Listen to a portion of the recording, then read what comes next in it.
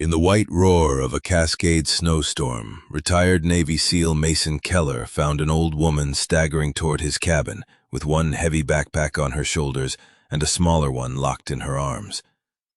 She begged him not to call her nephew, but Ranger Mason's German shepherd smelled fear beneath the snow and stood beside her like a promise. Snow fell so hard over the eastern ridges of Leavenworth, Washington, that the forest seemed to be erasing itself branch by branch. By dawn, the firs behind Mason Keller's cabin had become tall, white ghosts. The dirt track had vanished under 2 feet of powder, and the old roof groaned whenever the wind pushed another load of snow against the eaves. Mason had been awake since 2:46. He knew because he had looked at the small black watch on his wrist when the dream released him, the way a closed fist opens one finger at a time. No shouting followed him into the room. No hard metallic thunder. No urgent voice calling his name through dust and heat. Only the stove settling in the corner, the slow tick of frozen sap in the logs outside, and the faint, uneasy music of the little wind chime hanging above his kitchen sink. The chime was made from 3 empty brass casings and a strip of cedar carved by a man who had once laughed at fear until fear learned his name. Mason had kept it because throwing it away felt worse than hearing it. On quiet nights, when air slipped through the old window frame, the casings touched each other with a thin, bright sound. Not loud. Never loud. That was the trouble with memory. It did not need volume to be merciless. Mason sat on the edge of his bed for a long while, bare feet on the cold floorboards, palms open on his knees. At 39, he still had the shape of the teams on him, broad shoulders, steady hands, a neck thickened by years of carrying more than gear, eyes gray-blue and watchful in a face that had forgotten how to rest. His dark hair was clipped close, though nobody within 10 miles cared what he looked like, and the scar over the knuckles of his right hand showed pale when he flexed his fingers. He had come to this old ranger station after leaving the Navy because the mountains were honest about distance. They did not ask a man to explain why he flinched at fireworks, why he hated crowded restaurants, why he could go 3 days without speaking and still feel crowded by the dead. Snow, timber, stone, weather. Those things demanded work, not confession. By 5, Mason was dressed in a charcoal thermal shirt under a faded olive field jacket. Dark jeans tucked over insulated boots and wool gloves shoved into one pocket, because he always believed he would remember them, and usually did not. Ranger waited by the back door, black and red saddle coat glossy in the stove glow, amber eyes fixed on Mason with the patient accusation of a creature who had never accepted poor planning as a human virtue. The German shepherd was 6 large, without being bulky, with a strong chest, a dark mask, and a small white comma of fur under his throat that made him look as if someone had started to write a secret there and changed their mind. A few silver hairs had appeared along his muzzle too early. His old handler had called them wisdom. Mason called them evidence that Ranger worried professionally. "Don't look at me like that," Mason said, pulling the door open. Wind shouldered into the mudroom at once, carrying snow dust, pine resin, and the mineral smell of deep cold. Ranger stepped out first and paused under the porch roof, not from hesitation, but from judgment. Mason followed with a shovel and a flashlight, though dawn had begun to put a faint gray under the clouds. The generator shed sat 30 yards away, half buried. The propane gauge needed checking, the roof edge needed clearing, and the radio antenna had iced over in the night. Ordinary chores. Blessed chores. Mason liked a list that could be finished by hand. Ranger trotted ahead, then circled back, nose high, tail level. The dog had once worked search and rescue in terrain that punished arrogance. He knew snow differently than Mason did. Mason saw distance cover exposure. Ranger smelled weather turning animals sheltered, a branch cracked under weight, the faint coppery tang of an old hinge freezing shut. He also smelled people long before people admitted they were coming. That was why Mason stopped when Ranger stopped. The shepherd stood near the path to the road body, suddenly still. One front paw lifted above the snow. His ears went forward. His breath steamed. Mason felt the morning narrow around them. "Ranger!" The dog did not look back. He stared into the white blur beyond the lower stand of firs where the track dropped toward the county road. The storm swallowed sound, but not all of it. Beneath the wind came something irregular. A scrape, a crunch, a pause, another crunch. Mason set the shovel down without thinking. His right hand moved toward his jacket, then stopped at air because there was no sidearm there, and had not been for a long time. Old habits still reached for old answers. He forced his hand flat against his thigh. "Stay close," he said. Ranger ignored the part of the command he considered inefficient and moved ahead at a careful walk. Not charging, not barking, just cutting through the snow with his head low and his shoulders certain. Mason followed, boots sinking past his ankles. 10 yards, 20. The world beyond the cabin came in pieces, a fence post wearing a white cap, the dark rib of a fallen branch, the shallow trench where Ranger's body broke trail. Then a shape appeared between the firs, too small to be a bear, too upright to be anything the mountain had grown. At first, Mason thought it was a pack abandoned in the snow. The thing swayed, corrected, swayed again. Then a face lifted under the rim of a soaked knit hat, and Mason saw an old woman trying to walk toward him while carrying half her life badly balanced on her bones. She had a huge hiking backpack strapped across her shoulders, the kind built for young backs and long trails, now sagging so low it seemed to pull her backward with every step. Snow clung to the straps, to the buckles, to the rolled blanket tied crookedly at the top. In both arms, she held a smaller backpack against her chest, not by the handle, but wrapped around it, elbows locked, chin bent over it, as if the bag were warm or alive, or the last thing left that still knew her name.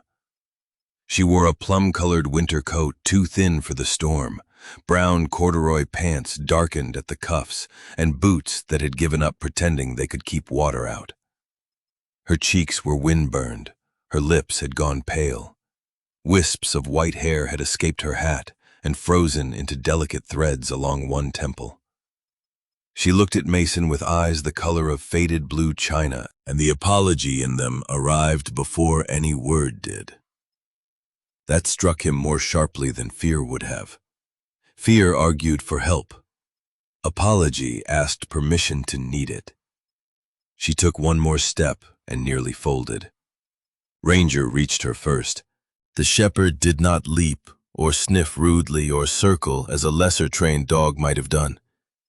He simply placed himself at her left side, close enough for his shoulder to touch her coat, warm enough to lend proof that the world had not entirely turned to ice. The old woman froze as if waiting for him to be called away. Ranger did not leave. Mason came within 6 feet and stopped giving her space because men who had been frightened knew how quickly help could feel like capture if it came too fast. "Ma'am," he said, keeping his voice low. "You're on private land, but you're safe. Can you tell me your name?" The woman swallowed. Her fingers tightened around the small backpack until the fabric creased. For a moment, no sound came out. Ranger lifted his head and looked back at Mason. There was no command in the dog's eyes. There was a report. "This one is afraid." Mason had seen Ranger give that look to lost hikers, to a boy pulled shivering from a ravine, to a veteran at the Memorial Day parade, who kept smiling while his hands shook behind his back. Dogs had an irritating gift for ignoring the stories people painted over themselves. "Evelyn," the woman managed. Her voice was thin, scraped by cold. "Evelyn Harper." "Mason Keller," he said. "This is Ranger." Evelyn looked down at the dog. Her mouth trembled with the beginning of something too tired to become a smile.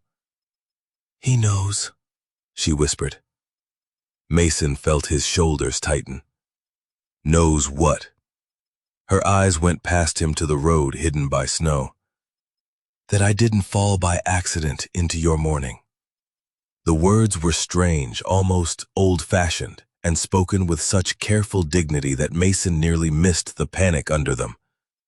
Wind moved between the trees and snow hissed from a branch. Evelyn flinched at the sound. Not a large movement, barely a breath catching.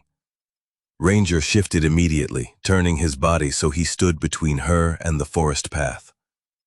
Mason saw it. He also saw the way she hugged the small backpack harder, as if the storm itself might try to take it. "Are you hurt?" he asked. "Only foolish." Foolish doesn't usually walk through a blizzard before breakfast. You'd be surprised what foolish can do when it has no car keys. That should not have been funny. It was not quite funny. Still, the dry little sentence carried a grain of personality under the cold, and Mason held on to it. People who could still make a joke were not always safe, but they were still reaching for themselves. "My cabin is right there," he said. "You need warmth."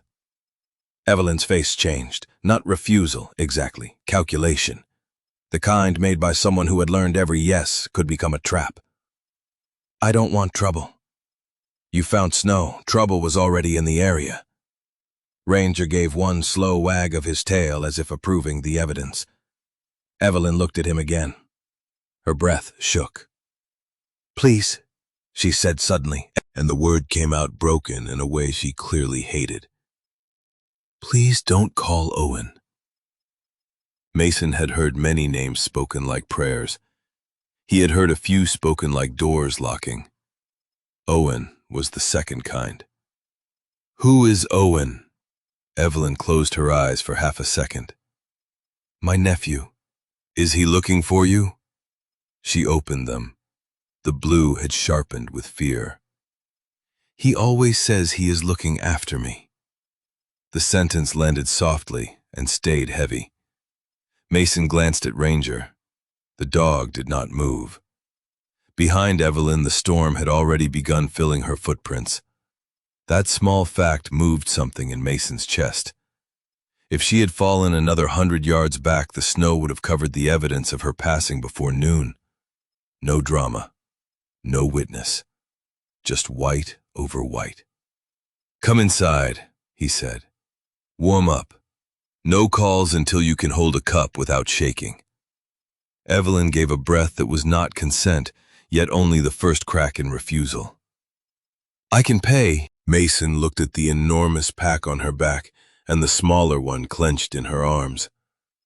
"Ma'am, if you packed cash in that situation, I don't want to know what you left out." A tiny, startled sound escaped her. Ranger's ears twitched. It might have been a laugh if laughter had not been half frozen in her throat. "All right," she said. "Just for a little while." Mason stepped to her right, not touching her until she nodded. Then he took the weight of the big backpack, carefully lifting it from her shoulders. She swayed when it came off, as if the burden had been holding her upright by cruelty alone. The small backpack remained locked in her arms. Mason did not ask for it. Ranger pressed close to her knee and guided her through the snow. The cabin waited behind them. Smoke bending from the chimney porch light blurred amber in the storm. As they reached the steps, the kitchen window rattled, and the brass casing wind chime inside gave one bright, delicate note. Mason stopped despite himself. Evelyn stopped too. Their reactions met in the cold air without explanation. His hand clenched around the strap of the big pack. Her arms tightened around the little one. For one breath, they were two people caught by different echoes. Then Ranger nudged Evelyn's boot with his nose, impatient with ghosts that blocked doorways. Mason opened the door. Warmth rolled out, smelling of cedar smoke, coffee wool, and the stew he had forgotten on the back of the stove. Evelyn stepped inside like a woman entering a church after years away, grateful and ashamed in equal measure. Snow fell from her coat onto the mat. Ranger went in beside her, then turned and looked past Mason into the white yard. His nose lifted once. The faintest line appeared along his muzzle. Mason knew that look too. It meant the storm was not empty behind them. He shut the door and slid the bolt. In the kitchen, Evelyn stood very still, small backpack clutched to her chest, eyes fixed on the chime above the sink. The brass casings touched again, softer this time. She whispered so quietly Mason almost missed it. "If he finds this bag, Daniel's promise dies with me." Mason did not ask who Daniel was, not yet. Outside, somewhere beyond the wall of snow, a branch cracked like a footstep. Morning had not truly arrived at Mason Keller's cabin. It had only grown pale behind the storm. Snow pressed against the windows in restless sheets, turning the glass milky at the edges and making the little house feel less like a building than a lantern lowered into a white sea. Mason guided Evelyn Harper to the kitchen chair closest to the stove, then moved away before kindness could become crowding. Ranger did not move away. He sat beside her left boot, his black and red coat steaming faintly from melted snow, amber eyes lifted to her face with the rude patience of a dog who believed people healed faster when properly supervised. Evelyn kept the small backpack locked against her chest. Even sitting, even shivering, even with her lashes wet from thawing ice, she held it with both arms, as if someone had once tried to convince her that letting go was the same as losing. Mason set the huge hiking pack near the mudroom bench. It landed with a soft, exhausted thud that made Evelyn turn sharply. "It's all right," he said. "It's there. Nobody's opening anything." She nodded, but her gaze stayed on the pack for another breath. The big one was old forest green nylon, scuffed white at the seams, one strap repaired with silver duct tape, and a piece of floral ribbon that looked painfully out of place in Mason's undecorated mudroom. A rolled blanket was lashed crookedly across the top. A tin cup hung from one side. A pair of wool socks, wet and stiff, poked from an outer pocket, like surrender flags. The smaller backpack was navy blue, faded almost gray at the corners and clearly older. Not trail gear. School gear, maybe. The kind a child might carry, except Evelyn held it as if it belonged to a grave. Mason turned back to the stove. "Tea or coffee?" "I don't want to trouble you. That wasn't one of the choices." Evelyn blinked at him. Ranger gave a small huff through his nose. Mason pointed the kettle toward her. "Tea or coffee?" "Tea, if you have it." "I have something in a box that claims to be tea. My standards are not high." A tiny line appeared beside Evelyn's mouth, almost a smile, but cautious, like a bird landing near a hand. "Then tea will do." Mason filled the kettle and set it on the burner, keeping his movements slow and ordinary. Ordinary was useful. Ordinary told frightened people that the floor would remain under them. He took a clean mug from the cupboard, then a chipped white bowl, and ladled stew into it from the pot he had forgotten until the smell of onion, potatoes, and beef reminded him that human beings occasionally required food. The stew was thicker than intended. Harold would have called it a construction material, if Harold existed in this story, but Harold did not. Mason had no neighbor here who appeared whenever sarcasm needed boots. He had the mountain, the dog, and a phone full of unanswered messages from his father. That was plenty. Too much, sometimes. He placed the bowl on the table in front of Evelyn, then a spoon, then the mug of tea when it was ready. She stared at the food too long. Mason had seen that before, in people who had been treated like need itself was suspicious. Hunger was simple until someone taught a body to apologize for it. "Eat what you can," he said. "No speeches." "Do you give speeches?" "Only to machinery. It never improves." Ranger's tail tapped the floor once. Evelyn looked down at him, and for the first time since stepping into the cabin, her fingers loosened slightly on the small backpack. Her hands were red from cold knuckles, swollen with age, nails cut short and uneven. When she reached for the spoon, the cuff of her wet coat slid back and revealed the pale bracelet mark where a watch had been worn for decades, then removed recently enough that the skin beneath it seemed startled by air. There were other signs, too. Quiet ones. The kind a careless eye could step over. A faint yellowing mark near her wrist, a careful stiffness in the way she bent her shoulder. Nothing dramatic, nothing Mason would ever describe in detail to anyone who did not need to know, but enough. Enough for Ranger to shift closer. Enough for Mason's jaw to lock before he made it relax. "You've been out in this long?" he asked. Evelyn focused on the spoon. "Since before daylight." "From where?" The spoon paused. She did not look at him. "Away from where I was." "That's not a town." "No, but it was my destination." Her voice was polite, and that made the answer harder. Mason leaned against the counter, arms loose at his sides. He wanted to ask who had frightened her, how far she had walked, whether Owen had keys to her house, whether there was a car in a ditch or a person behind her in the storm. Questions crowded his mouth. Ranger placed one paw on Evelyn's wet boot. She looked down, her breathing steadied by a fraction. Mason swallowed the questions. "The road's closed," he said. "You can stay until the storm lifts." Evelyn's face folded at the edges, not into relief exactly, but into the fear of owing more than she could repay. "Mr. Keller, I can't ask that." "You didn't." "I mean, I shouldn't impose." "You already brought half a mountain into my mudroom. We're past formalities." This time she did smile, barely, and the smallness of it made it feel more true. She ate 2 spoonfuls, then 3. The kettle hissed softly. The wind pushed snow against the north wall.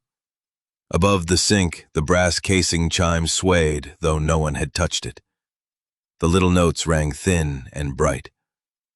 Mason looked away from them, then back too quickly, irritated with himself. Evelyn noticed. She noticed everything, he realized. Fear had sharpened her manners into instruments. She looked at the chime. "That's a strange thing to hang in a kitchen." "A friend made it. A friend from the service." Mason's face did not change, but his right hand flexed once. Ranger saw. Of course he did. The dog lifted his head and gave Mason the same look he usually reserved for missed breakfasts and bad decisions. Evelyn lowered her eyes.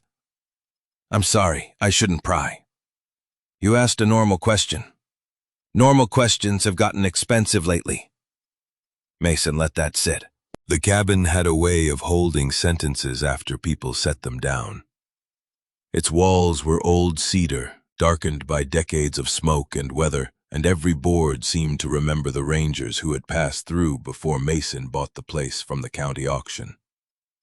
Men with maps, women with radios, seasonal workers writing initials under shelves where nobody would see.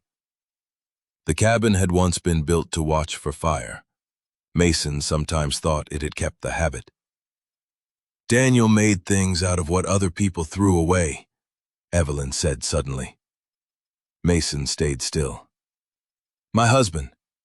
He said nothing that had held danger should be wasted if it could be taught to hold music instead." Her eyes rose to the chime. "He would have liked that." Mason felt the name Daniel move through the room and touch the backpack in her arms. "He made cider. He made terrible pancakes, beautiful cider, and promises he meant so hard they became a nuisance." Her voice warmed around the words, then cooled again. "We had an orchard near Kashmir. Apples, pears, a little tasting room for tourists who thought flannel was a personality. Daniel built most of the press house himself. I kept the books. He said my handwriting could make a bill look like a hymn. It wasn't true, but I let him say it because marriage needs harmless lies." Ranger's ears tilted. Mason almost smiled, despite himself. "Harper Orchard and Press," Evelyn said. "You've heard of it?" Mason shook his head. "I keep to myself." "That can become a locked room if you're too good at it." The words were gentle. That made them worse. Mason looked at the snow-clouded window. His father's last message sat in his phone like a coal in a drawer. "Kon kon song kong, Mason." No. Frank had not written Vietnamese. Mason's mind did strange things with words when he was tired. The actual message was, "You alive, son." It had arrived 3 weeks ago from Spokane. Mason had read it 6 times and answered none. "Locked rooms have uses," he said. Evelyn studied him over the mug. "So do doors." Ranger gave another small huff as if he had been saying this for years and was relieved someone else had joined the committee. The phone rang at 8:13. Not Mason's cell, which he kept face down near the knife block, but the old landline on the wall. He had kept it because storms were unreliable and because the mountains still favored wires when towers quit. The bell cut through the cabin with a hard, ordinary sound. Evelyn jerked so sharply that tea sloshed over the rim of her mug. Ranger stood at once. Mason stepped to the phone but did not pick it up. The answering machine, an ancient square thing left by the previous owner, clicked after 4 rings. Mason had never bothered to change the message. His own recorded voice filled the kitchen flat and brief. "Leave your name?" A tone followed. Then a man's voice entered the room, warm as polished wood and just as hard underneath. "Evelyn, if you're there, honey, you need to stop frightening everyone. Mr. Keller, my name is Owen Harper. I'm Mrs. Harper's nephew. She's elderly, confused, and may be carrying personal items she doesn't understand. Please do not let her leave with those bags. Please call me immediately so we can handle this safely as a family." The machine beeped. Silence after it felt too large. Evelyn's face had emptied of color. The small backpack was locked against her chest again, knuckles pale. Ranger stood between her chair and the phone, not barking, not growling, only present, with a stillness that made Mason's pulse slow instead of rise. That was what good training did. It made room for the right choice. Mason looked at the phone, then at Evelyn. "Does he know this number?" he asked. She shook her head, but halfway through the motion, doubt stole it from her. "I don't know what he knows anymore." Mason did not like that sentence. He did not like the way Owen had used honey, as if tenderness were a leash. He did not like the phrase "personal items she doesn't understand." Mostly he did not like that Ranger had not sat back down. "Evelyn," he said. "I won't call him unless you ask me to." She looked up as though the sentence had been spoken in a language she remembered from childhood. "My choice." "Your choice." Her mouth trembled. She pressed one hand to the small backpack. "Daniel used to say a person could survive losing almost anything except the right to say no." The wind struck the cabin hard enough to rattle the porch light. Somewhere outside, the forest answered with a low, wooden groan.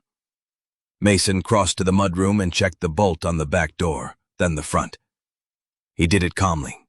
He did it once. Ranger watched him, satisfied for the moment. Evelyn watched too, but not with fear this time, with a guarded kind of wonder.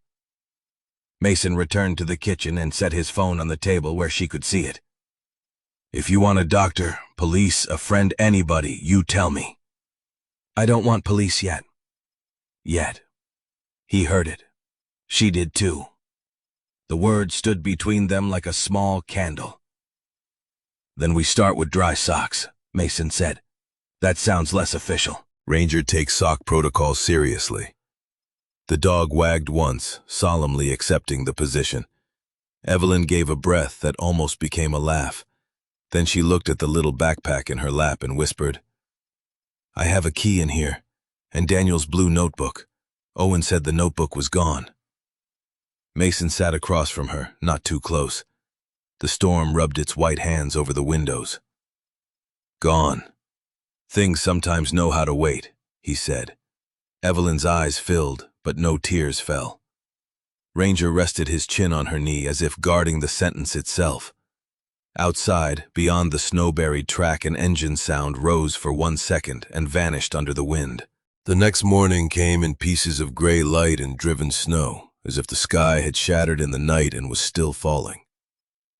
The cabin roof held the stove held, and the old firs behind Mason Keller's place bent under their white burdens with the quiet endurance of things that had learned not to complain where humans could hear. Mason stood at the kitchen sink before sunrise, one hand wrapped around a mug of coffee he had not tasted, watching the storm erase the path he had shoveled 3 times. He had slept badly, but not in the usual way. No dream had pulled him back to heat and broken radio calls. No old mission had opened under his feet. Instead, he had woken every 40 minutes to listen for movement in the guest room, for Evelyn Harper's careful steps, for Ranger's breathing in the hall. Sometime after midnight, the German shepherd had left his rug and stationed himself across Evelyn's door, not blocking her in, Mason told himself, but blocking the rest of the world out. At 3, Mason had found him there. Amber eyes open, chin on paws. The small white comma of fur under his throat, bright in the hallway gloom. "She's not your assignment," Mason had whispered. Ranger had blinked once. That was the dog's most annoying form of disagreement. Now the hallway was empty. Evelyn's door stood open. The narrow bed had been made with such tight, anxious precision that Mason stopped at the threshold. The blanket corners were tucked like a hospital bed. The pillow had been smoothed by hand. The room still smelled faintly of wet wool, chamomile tea, and the lavender soap Mason had found under the sink without remembering buying it. The small Navy backpack was on the chair. That stopped him before alarm could become action. Evelyn had not run. Not if she had left the little pack. Ranger appeared beside him and gave a low, impatient sound. Not fear, information. Mason followed him through the mudroom and onto the back porch, where snow had drifted nearly to the 2nd step. A steady tap came from the woodshed. Metal against wood. Tap. Pause. Tap again. "You've got to be kidding me," Mason muttered. Evelyn stood at the woodshed door, wearing Mason's spare wool cap pulled too low and the plum coat he had hung near the stove the night before. The huge hiking backpack was not on her shoulders, thank God, but she had wrapped one of Mason's old scarves around her neck and tucked the ends with stubborn efficiency. She held a screwdriver in one hand and was studying a frozen hinge as if it had insulted her family. Snow feathered her hat and shoulders. Her breath smoked in the cold. Ranger sat 10 feet away, not interfering, wearing the expression of a dog who had clearly tried to file a report and been ignored by management. "Morning," Evelyn said when Mason came through the snow. Her voice had more shape than yesterday, though embarrassment softened it. "I hoped to be done before you woke." "With what exactly?" "The hinge is pulling wrong. The door will split if you keep forcing it." Mason looked at the shed door. She was right. One screw had backed out under repeated freeze and thaw. The hinge plate sat crooked, and a line had begun to open in the old wood. He had noticed it last week and ignored it with the confidence of a man who believed most problems respected delay. Evelyn wiped snow from the screw head with her thumb. "I wasn't snooping. The wind kept banging it. I thought I could make myself useful." Mason heard the apology inside the explanation. "You don't owe rent in chores." "No," she looked at the hinge, "but doing nothing makes fear louder." That sentence was so true Mason had to look away. Ranger sneezed into the snow, possibly at the weather, possibly at both humans pretending they were not speaking about themselves. Mason crouched beside the hinge. "May I?" Evelyn handed him the screwdriver, then immediately said, "I should have asked first. You just did. After touching it, wood will recover." A small smile moved across her face, then settled into concentration. "Not always, but more often than people think." She leaned closer, careful not to crowd him, and pointed to the grain. "If you drive the screw straight back into that tired hole, it will loosen again by supper. You need a sliver of wood in there. Matchstick, toothpick, anything, dry. Let the screw bite fresh." Mason studied her. The tremor in her hand was there when she held it in the air, slight but visible. Yet when she touched the hinge plate, the shaking seemed to step aside. Her fingers found pressure, angle, patience. A craftsman's memory lived in them. Or something close. "You worked with wood?" he asked. "With apples mostly, but the old press house was more wood than machine at first. Daniel said if a board complained, I was the only one who could tell whether it needed repair or sympathy." "Boards complain?" "Constantly. Men just pretend they're original." Mason let the smile come this time. It surprised them both. Evelyn looked down, pleased and frightened by having caused it. Ranger stood and came to her side, pressing his shoulder lightly against her knee. The movement lifted her out of herself. She touched 2 fingers to his head. No grand gesture, no sentimental speech, just contact, brief and reverent.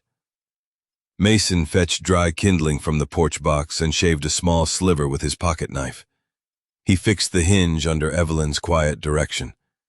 It took 7 minutes. The world did not transform. The storm did not stop. But when he swung the shed door open and closed, it moved without complaint, and Evelyn's face changed, as if a tiny court had ruled in favor of her usefulness. Mason knew that look. He had lived months after leaving the Navy, waiting for anyone, anything to ask him for a task he still knew how to finish. "Good," she said. "That will hold." "You sound certain." "I have been wrong about many things, Mr. Keller. Hinges are rarely one of them." He almost told her to call him Mason. He did not. The first time she used his name should not be assigned like a chore. As they turned back toward the cabin, the sleeve of her coat slipped down and exposed her wrist. Mason saw the mark again. Then another faint discoloration near her forearm, old and nearly faded. He looked away before she caught his eyes, but not fast enough. Evelyn drew the sleeve back with a calmness too practiced to be casual. "I bruise easily." Mason kept his voice even. "Cold makes everything worse. So does age. So does being around the wrong people." The words came out before he had weighed them. Evelyn stopped in the snow, Ranger's head lifted. Mason regretted the sentence, not because it was false, but because truth handled roughly could become another kind of force. Evelyn looked toward the tree line where the road lay buried. "Owen would say you don't know him."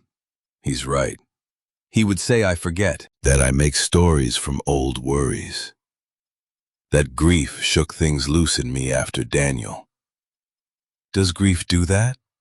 She gave a tired little laugh. "Of course. Grief is a thief with very soft shoes." Snow collected on her lashes. "But it does not steal in someone else's handwriting." Mason said nothing. The cabin smoked behind them. The world smelled of pine, cold wool, and the sharp, clean bite of snow. Evelyn's hand moved to the empty space where the small backpack usually rested against her chest, then remembered it was inside. Panic flickered. Ranger pressed closer. "It's on the chair," Mason said. "I saw it." She nodded. "I know. I know that. I just need to see it anyway." Yes. There was no shame in the word because he did not put any there. They went inside. After breakfast, which consisted of toast Mason nearly burned, and eggs Evelyn politely called sturdy, the storm eased enough for the mountains to appear in pale outlines beyond the trees. Not clear, nothing so generous, but drivable for a man with chains, 4-wheel drive, and enough stubbornness to make the county road regret its choices. Evelyn sat at the table with the little backpack in front of her, while Mason checked the weather radio. Ranger lay beneath her chair, one paw touching the leg as if claiming jurisdiction. "You should get checked," Mason said. Evelyn's fingers paused on the zipper tab. "I don't need a hospital." "I said clinic. I'm not injured. You were out in a blizzard, carrying 2 packs, and pretending hypothermia was a social inconvenience." She stared at him. "Do you always speak so plainly?" "Only when I'm being diplomatic." That pulled the corner of her mouth upward despite a resistance. Then fear returned thin and fast. If they ask for emergency contact, you decide what gets answered. Doctors don't like that. Good ones do. And if Owen has already called, Mason turned from the radio, Then we document that he called. the word document changed the air. Evelyn had been surrounded by papers used like fences. Mason could see it in the way her fingers curled. He lowered his voice. Paper can be a weapon. It can also be a window. Depends who holds it and whether you get to speak. She looked at the little backpack. Daniel believed in copies. Smart man. Annoyingly. He labeled things. All things. Once he labeled a jar, miscellaneous screws, and then another jar, screws too ugly to trust. I told him the second label was a confession about his friends. Ranger's tail thumped under the table. Mason found himself laughing, once short and rusty. It sounded strange in the cabin. Evelyn looked startled, then pleased, then sad. He would have liked your laugh, she said. Mason's throat closed around an answer he did not have. The landline rang before the silence could deepen. Once. Twice. Evelyn looked at it but did not fold inward this time. Mason let the machine take it. Owen's voice came again, stripped of some warmth. Mr. Keller, this is Owen Harper. I understand the roads are difficult, but I must insist you contact me. My aunt is not able to make safe decisions regarding her care or certain property matters. I am prepared to involve the proper authorities if necessary. The message ended. Ranger Rose walked to the wall phone, sniffed the air beneath it, and sneezed, a hard, offended sneeze. Evelyn stared at him. Mason did too.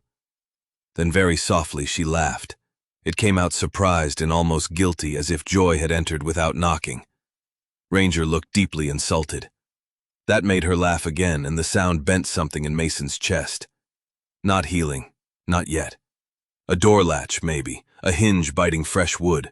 He picked up his cell phone and dialed the Wenatchee clinic before Evelyn could apologize for being alive. The receptionist gave him an opening just before noon, if they could make it safely. Mason said they could. He gathered coats, clocks, chains, water, and the calm tone he used when the world wanted him urgent. Evelyn watched him from the table. "Why are you helping me?" she asked. There it was, the question under every thank you. Mason looked at Ranger. The dog stood beside Evelyn now, shoulder touching her knee, eyes on Mason. "Because he asked first," Mason said. Evelyn followed his gaze to Ranger. Her hand trembled once before settling on the dog's head. Outside, the storm thinned for one uncertain hour, just enough for the road to show its edges. Mason lifted the big backpack into the truck bed and secured it under a tarp. Evelyn climbed into the passenger seat with the little backpack on her lap. Ranger jumped into the back seat and placed his muzzle between the two front seats, close enough for both of them to feel his breath. The cabin disappeared behind them in the falling white.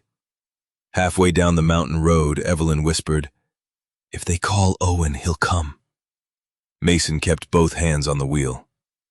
"Then we'll learn what kind of man drives into a snowstorm to take away a woman's choice." The words were calm. Too calm, maybe. Ranger's nose touched Mason's elbow. "Easy."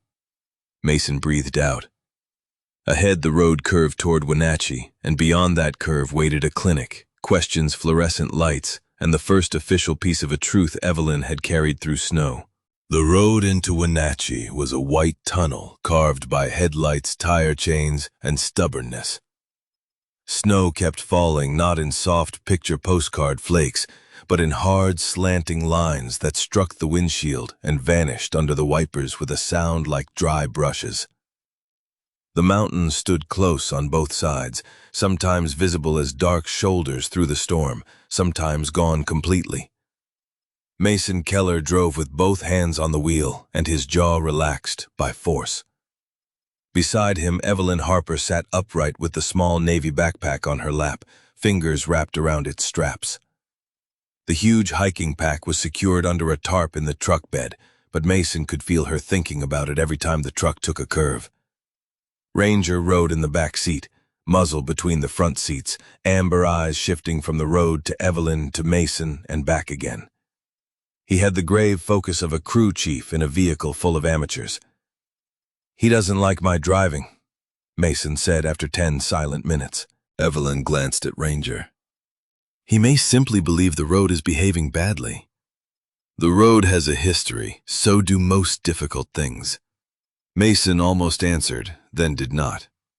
He was beginning to learn that Evelyn's softest sentences often carried tools inside them.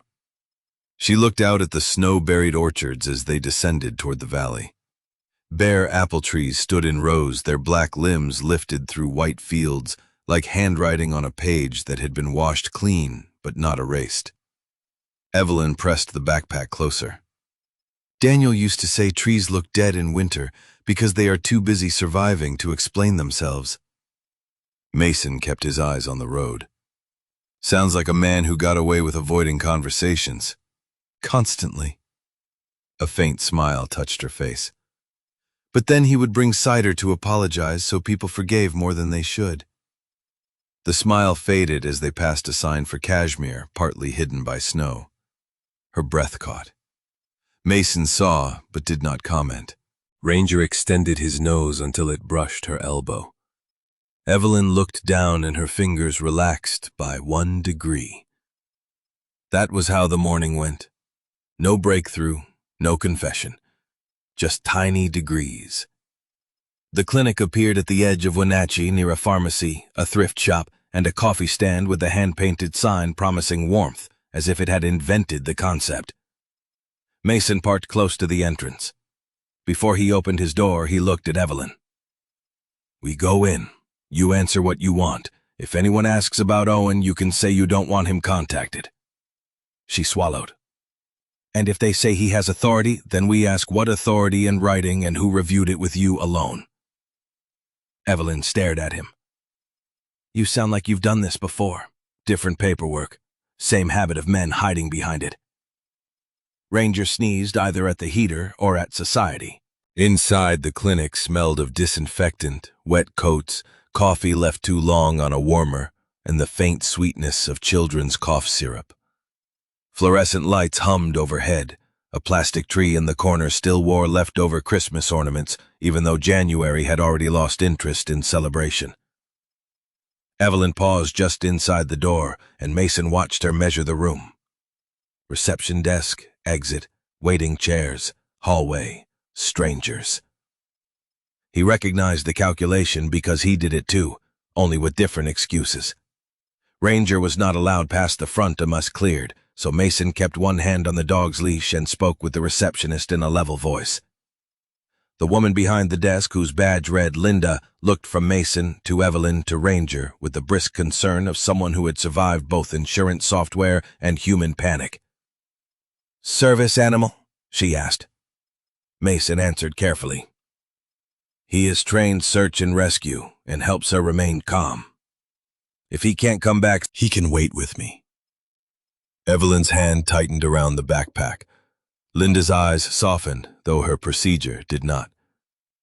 "Let me ask Dr. Patel."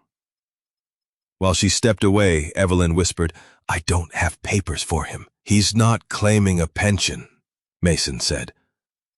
A surprised little breath escaped her. Ranger leaned into her knee as if accepting informal employment. Dr. Anika Patel came out 5 minutes later, a woman in her early 50s with dark hair streaked at the temples, a navy cardigan under her white coat, and eyes that looked kind without looking easy to fool.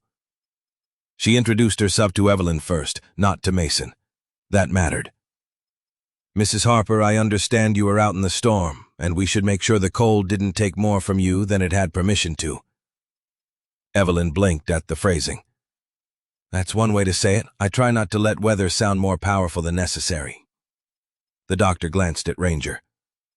"He may come back if he stays where Mr. Keller places him and if you want him there." Evelyn looked at Mason, then at the dog. "Yes, please." The words were small, but they were a choice. Mason felt that more than he expected. In the exam room, Dr. Patel moved with quiet precision. She asked before touching Evelyn's arm. She explained the blood pressure cuff. She warmed the stethoscope in her hands. She did not make a performance of concern when she noticed the signs of exhaustion, dehydration, and old stress. She simply documented what needed documenting and spoke to Evelyn as if age had not made her a child. Mason stood near the wall with Ranger sitting beside his boot. He tried to look less like a man guarding a door. He suspected he failed. Dr. Patel asked about dizziness, meals, medications, sleep, memory, and whether Evelyn felt safe where she had been staying. Evelyn answered some questions directly and walked around others with old politeness. I have been forgetful, she said. People tell me that often. Dr. Patel looked up from the chart. People can say true words for unkind reasons. Evelyn's eyes flicked toward Mason, then away. I suppose so. Do you feel safe with your nephew? The room changed. Not dramatically. The lights did not flicker. No music rose. But Mason saw Evelyn's shoulders draw inward beneath the borrowed sweater, and Ranger lifted his head from the floor. Evelyn looked at the small backpack on her lap. Dr. Patel waited.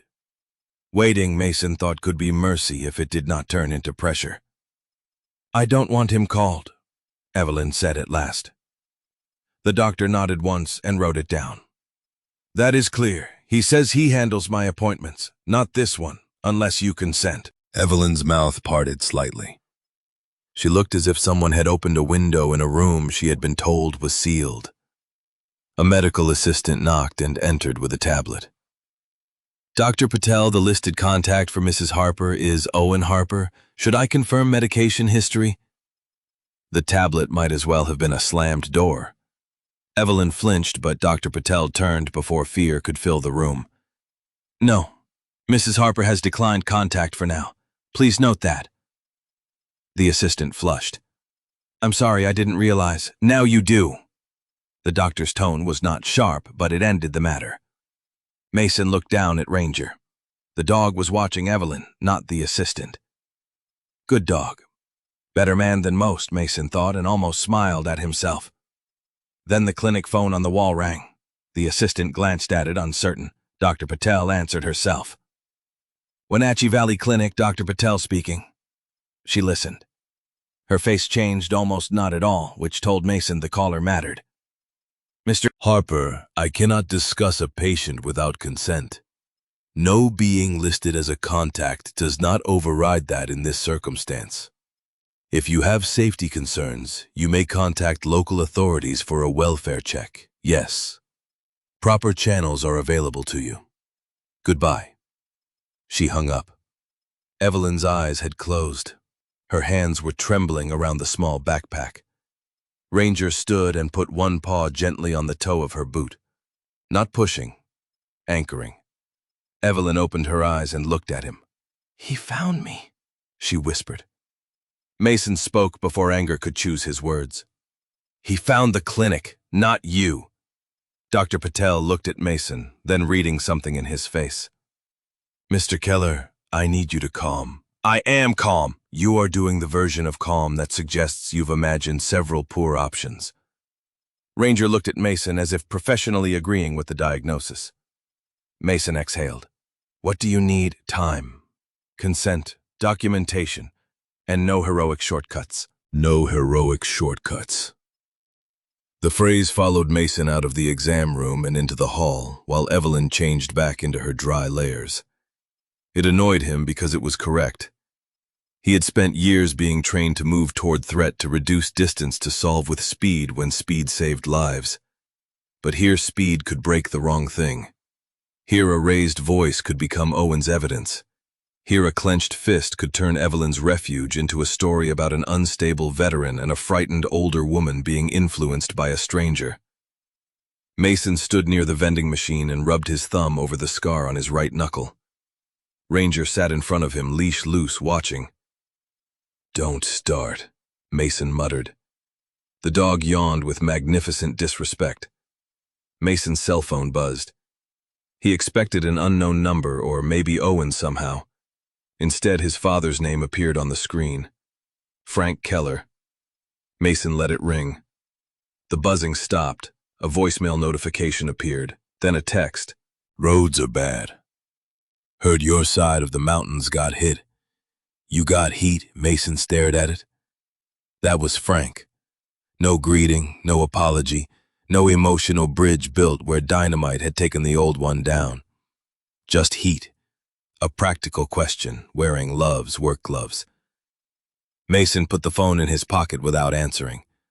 It was easier to protect Evelyn from a man like Owen than to reply to a father who had never known how to say pain without turning it into maintenance advice. The exam room door opened. Evelyn stepped out with the small backpack in her arms and Dr. Patel beside her. No emergency hospitalization, the doctor said, but she needs rest, fluids, regular meals, and follow-up. I am documenting concerns based on her condition and her stated wishes. I recommend contacting Adult Protective Services for guidance when she is ready. Evelyn stiffened at the phrase. Dr. Patel saw. Guidance does not mean someone takes you somewhere. It can mean someone helps make sure your choices are heard. Choices, Evelyn repeated. The word seemed to weigh less each time she heard it. In the parking lot, snow had slowed to a cold, drifting powder. Mason helped Evelyn into the truck, then stood beside the door while she settled the backpack on her lap. You don't have to tell me everything, he said. I know. She looked through the windshield at the white row of cars. After Daniel died, Owen came with folders. He said there were taxes, probate questions, repairs, insurance matters. He was family. He brought soup the first week. Bad soup, but he brought it. Her mouth moved with a humor too tired to stand. Then he brought papers. I signed some. I was tired. I trusted the wrong chair because it was already at the table. Mason listened. The cold entered his sleeves and stayed there. What was in the small backpack? She looked down. A key. Daniel's blue notebook. A few copies Owen said were gone. Recipes, mostly. Letters. A photograph. Things a court might call sentimental until the right person reads the dates. Ranger placed his muzzle between the seats. Evelyn touched his head. Daniel used to hide important things behind things he said impatient men deserved to miss. Like what? She closed her eyes. The menu board in the tasting room. It hung crooked for 20 years. I asked him to fix it and he said no honest menu should stand too straight. For a moment her face softened with memory.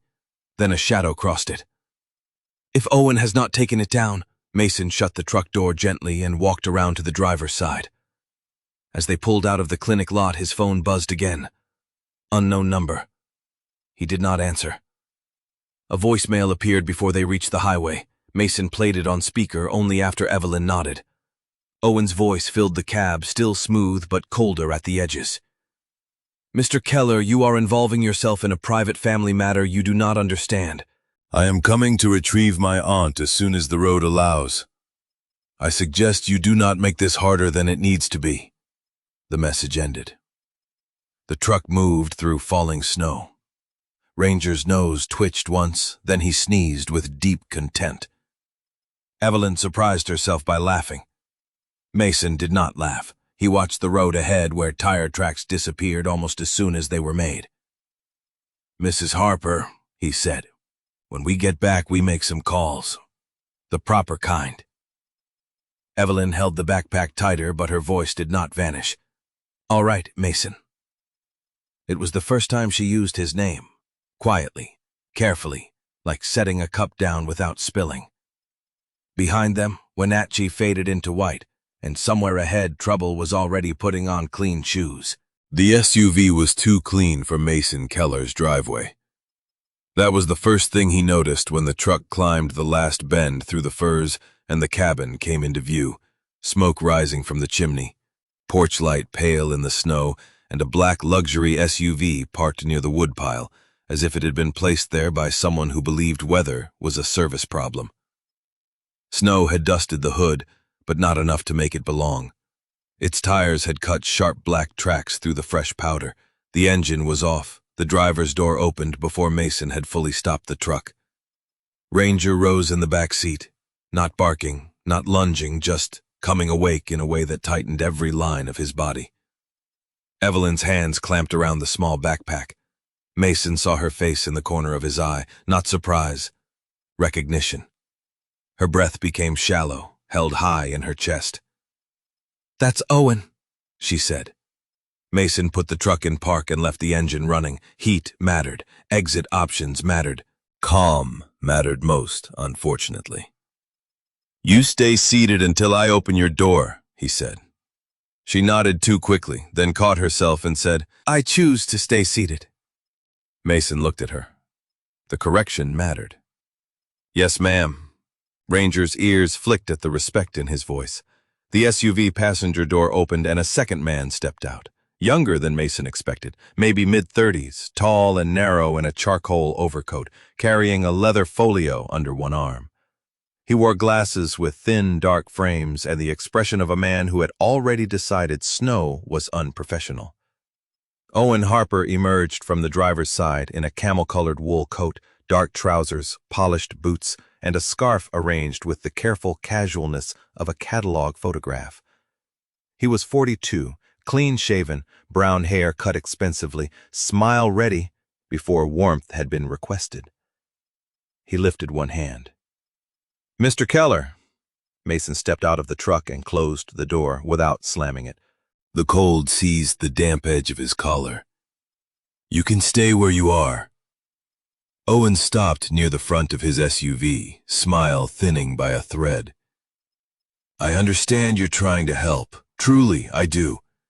This must all seem very dramatic from the outside." Mason moved to the rear door and opened it for Ranger. The German shepherd jumped down into the snow and stood beside him, leash loose, eyes on Owen. "You left me a message." "Several. I heard one." The man with the folio cleared his throat. "Lucas Fielding, counsel for Mr. Harper in family care and property matters involving Mrs. Evelyn Harper." He said the words as if they were clean tools laid in a row. Mason looked at him, then back at Owen. "You brought a lawyer into a snowstorm." OS gave a soft laugh. "I brought clarity." Evelyn opened the passenger door before Mason could reach it. "Not much. Just enough for the cold to enter the cab." "I don't want to go with you, Owen." The sentence came out thin, but it came out. Ranger shifted at once, placing himself between the truck and the SUV, shoulders broad, head level. He did not growl. That somehow made him more serious. Owen's smile turned toward Evelyn with practiced sorrow. "Aunt Evie, honey, you're tired. You've had a frightening little adventure. Nobody is angry." The nickname fell into the snow and lay there badly. Evelyn's fingers tightened around the backpack. "Don't call me that." Owen blinked just once. Lucas Fielding noticed. Mason noticed Lucas noticing. Ranger noticed whatever mattered underneath all of them because his nose moved slightly and his tail went still. "Evelyn," Owen said, softening the name as if obedience could be coaxed from it. "You walked away in a storm. You could have been hurt. You took things from the house." "You are not thinking clearly." Mason felt the old, cold anger rise in him, clean and tempting. It made details sharp. Owen's polished boots sinking no more than an inch into snow because he stood where the driveway was packed. Lucas's gloved hand gripping the folio. Evelyn's small blue backpack pressed to her chest. Ranger's breath white in the air. The brass wind chime inside the cabin gave one faint note through the kitchen window, stirred by heat drafts or the old frame. Mason heard it, and the sound pulled him backward, not to war this time, but to the instruction Dr. Patel had given him. No heroic shortcuts. He opened his right hand. "Mrs. Harper stated she does not want to leave with you." Owen's eyes moved to him. "With respect, you met my aunt yesterday. I have cared for her for nearly 2 years. Evelyn flinched at the word cared. Lucas opened the folio. Mr. Harper is authorized under durable power of attorney and related care documents to assist with residence, medical coordination, and financial administration. Mason did not look at the papers. Papers could hypnotize if a man stared too early. He looked at Evelyn. "Do you want to see those documents?" he asked her. The question seemed to startle everyone except Ranger. Evelyn swallowed. "No." "Do you want him on my property?" Her eyes lifted. They were pale, tired, and more present than Owen wanted them to be. "No." Mason turned back. "You heard her." Owen spread his hands. "This is exactly the problem. She is being influenced. You are feeding a vulnerable woman simple lines and making her believe suspicion is courage. I'm asking questions. You are a former military man, alone in the mountains with a large dog and an elderly woman who has been medically fragile since her husband's death. Think carefully about how this looks." There it was. Not a threat spoken plainly, but a frame being built, board by board. Mason felt Ranger glance at him without turning his head. "Easy," the dog seemed to say, though dogs did not speak, and Ranger would have considered most human language inefficient anyway. Mason took out his phone. Owen's smile thinned further. "What are you doing calling the sheriff's office? That is unnecessary. You brought legal papers to my home to remove a woman who just said she doesn't want to go. It feels necessary." Lucas Fielding's expression shifted slightly. Not approval. Not yet. But recognition, perhaps, that Mason had chosen the correct door in a hallway Owen expected him to punch through. Owen lowered his voice. "Mr. Keller, I am trying to prevent embarrassment for everyone." Mason dialed. "Then stand still and practice." Ranger sneezed. It was abrupt and forceful, directed toward Owen's boots, with what Evelyn later claimed was extraordinary moral clarity. Evelyn made the smallest sound, not quite a laugh, but enough for Owen's eyes to snap toward her. "This isn't funny." The words came sharper than he intended. The polish cracked, only for a second. Mason saw Evelyn hear it. More importantly, she heard herself not collapse under it. The dispatcher answered. Mason gave his name, location, and a calm description: family dispute, elderly woman, stating she does not want to leave, nephew present with documents, no immediate physical threat, requesting deputy for welfare and documentation. Words mattered. He chose them like stepping stones over cold water. While they waited, Owen paced near the SUV and talked into his phone with his back turned. Lucas stood still, folio closed, occasionally glancing toward Evelyn. Mason opened the passenger door fully and stood aside, giving her room to decide whether to step down. She did, slowly, small backpack locked in her arms. Ranger moved with her, not touching until she found balance, then he placed his body at her left side. "That dog is intimidating," Owen said without turning. "He's standing," Mason replied. "He is blocking me from my aunt." "Your aunt asked you not to come closer." Owen faced him. His smile had returned, but it fit badly now. "Men like you enjoy this, don't you?" A crisis at your door, someone fragile to protect, makes the quiet feel meaningful. The words found a bruise Mason had not shown anyone. He almost stepped forward, almost. His hand went to his jacket pocket where his glove should have been. Ranger moved first. The dog reached into the pocket with two delicate front teeth, tugged one glove free, and dropped it into the snow between Mason's boots. Mason stared down. Evelyn stared too. Even Lucas looked away, mouth tightening as if he were fighting an inappropriate reaction. Ranger sat clearly satisfied that he had interrupted whatever foolishness humans had scheduled. Mason bent, picked up the glove, and put it on. Then the other. The absurdity saved him. He looked at Owen. "You're overdressed for a rescue." Evelyn's mouth trembled, and this time the sound that escaped her was a laugh, small, shocked, alive. Owen's face colored. Deputy Grace Whitaker arrived 32 minutes later in a county SUV, wearing chains on all four tires and a layer of snow that made the vehicle look properly humbled. She stepped out with no hurry wasted, and no drama added, a compact woman in her mid-30s with dark blonde hair tucked under a knit cap, a weatherproof jacket over her uniform, and a small notebook already in her hand. She scanned the scene once Mason near the truck, Evelyn beside Ranger Owen by the black SUV, Lucas with the folio, snow erasing the spaces between them. "Who called?" she asked. "I did," Mason said. Owen moved forward. "Deputy, thank goodness. My aunt has been missing since yesterday. She's confused. She has taken personal belongings from her residence, and this gentleman has refused to cooperate with family care arrangements." Grace looked at him, then past him. "Mrs. Harper?" Evelyn's shoulders straightened by a fraction. "Yes? I'm Deputy Whitaker. I'd like to speak with you privately if you consent. We can do that inside where it's warm." Owen lifted a hand. "Deputy, she is not in a position to evaluate consent independently right now." Grace turned her eyes to him. She did not raise her voice. "I asked Mrs. Harper." Silence. Snow clicked softly against branches. Evelyn looked at Mason, then at Ranger. "Can Ranger be near the door?" Grace followed her gaze to the dog. "If Mr. Keller keeps control of him and he remains outside the room, yes. Then yes." Inside the cabin, Grace sat with Evelyn in the small front room while Ranger lay just outside the half-open door. Mason stayed in the kitchen where he could see the dog's back but not hear every word. Owen remained on the porch under the roof, too polite to come in uninvited and too angry to leave.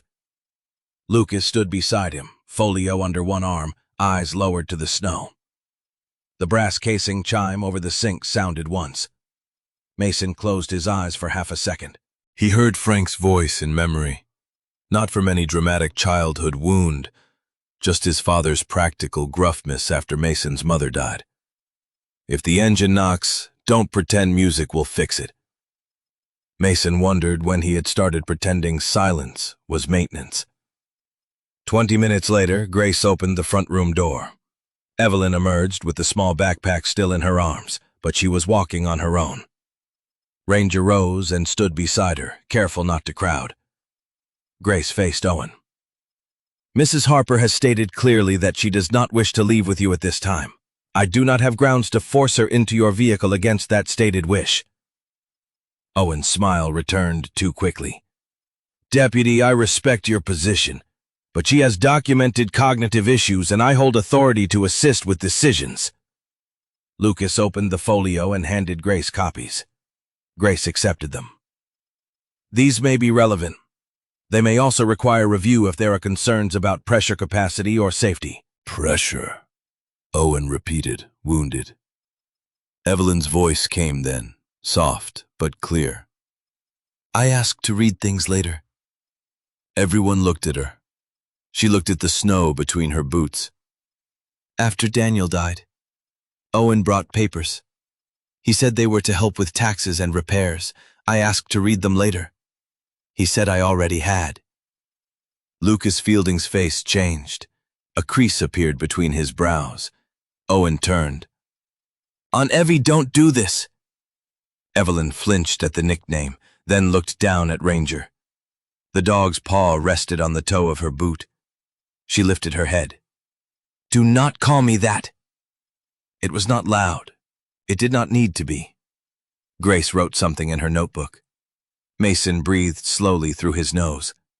Lucas removed his glasses and cleaned them with a cloth for longer than necessary. Owen's mouth flattened.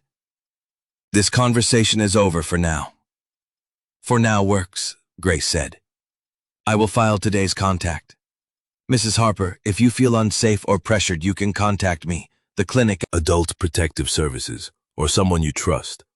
Do you understand?" Evelyn nodded. Grace waited. "Please say it out loud for me." Evelyn looked surprised, then steadied. "I understand." Owen walked back to the SUV, opening the door harder than weather required. Lucas hesitated before following. He looked once at Evelyn, then at Mason, then at the small backpack in Evelyn's arms. Doubt had entered him, not enough for justice, enough for a crack. The black SUV reversed down the drive, tires slipping once before catching. Snow began covering its tracks almost immediately. When it disappeared into the white road, Evelyn's knees softened. Mason moved but stopped before touching her.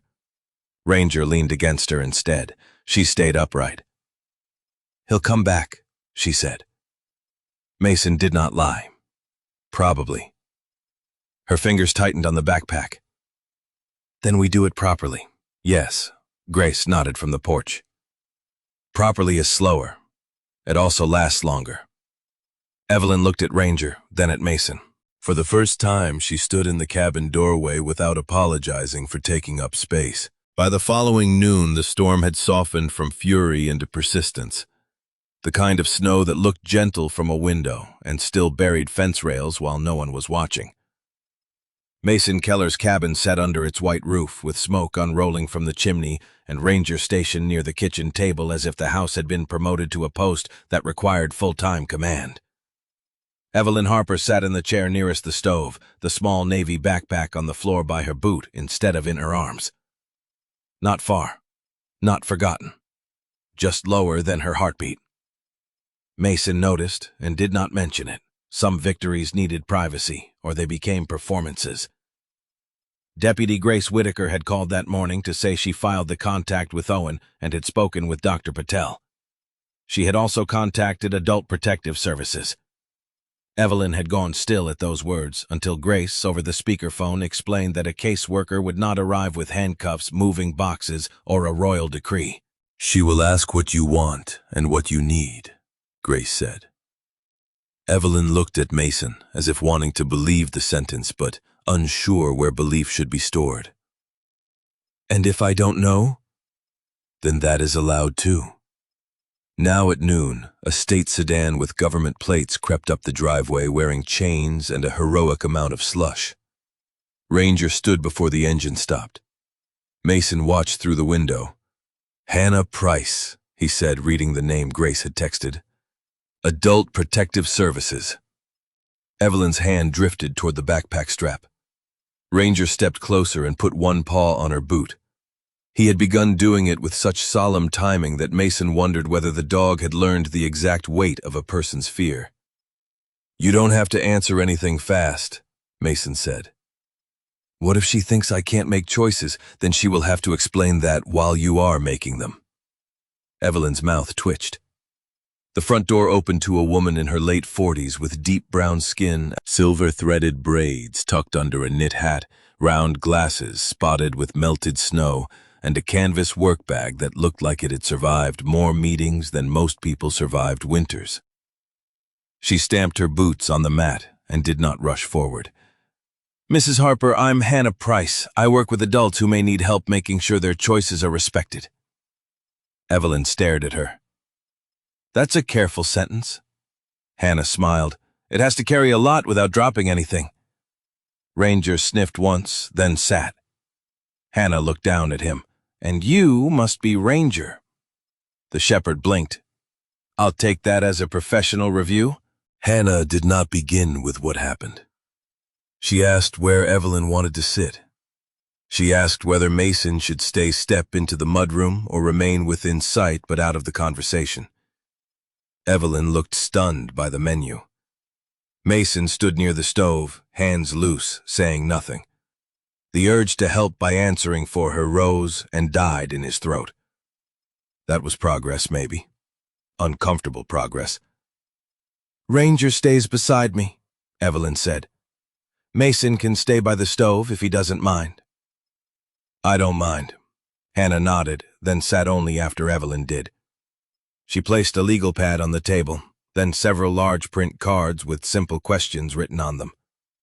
Evelyn touched one with the fingertip. "Why cards?"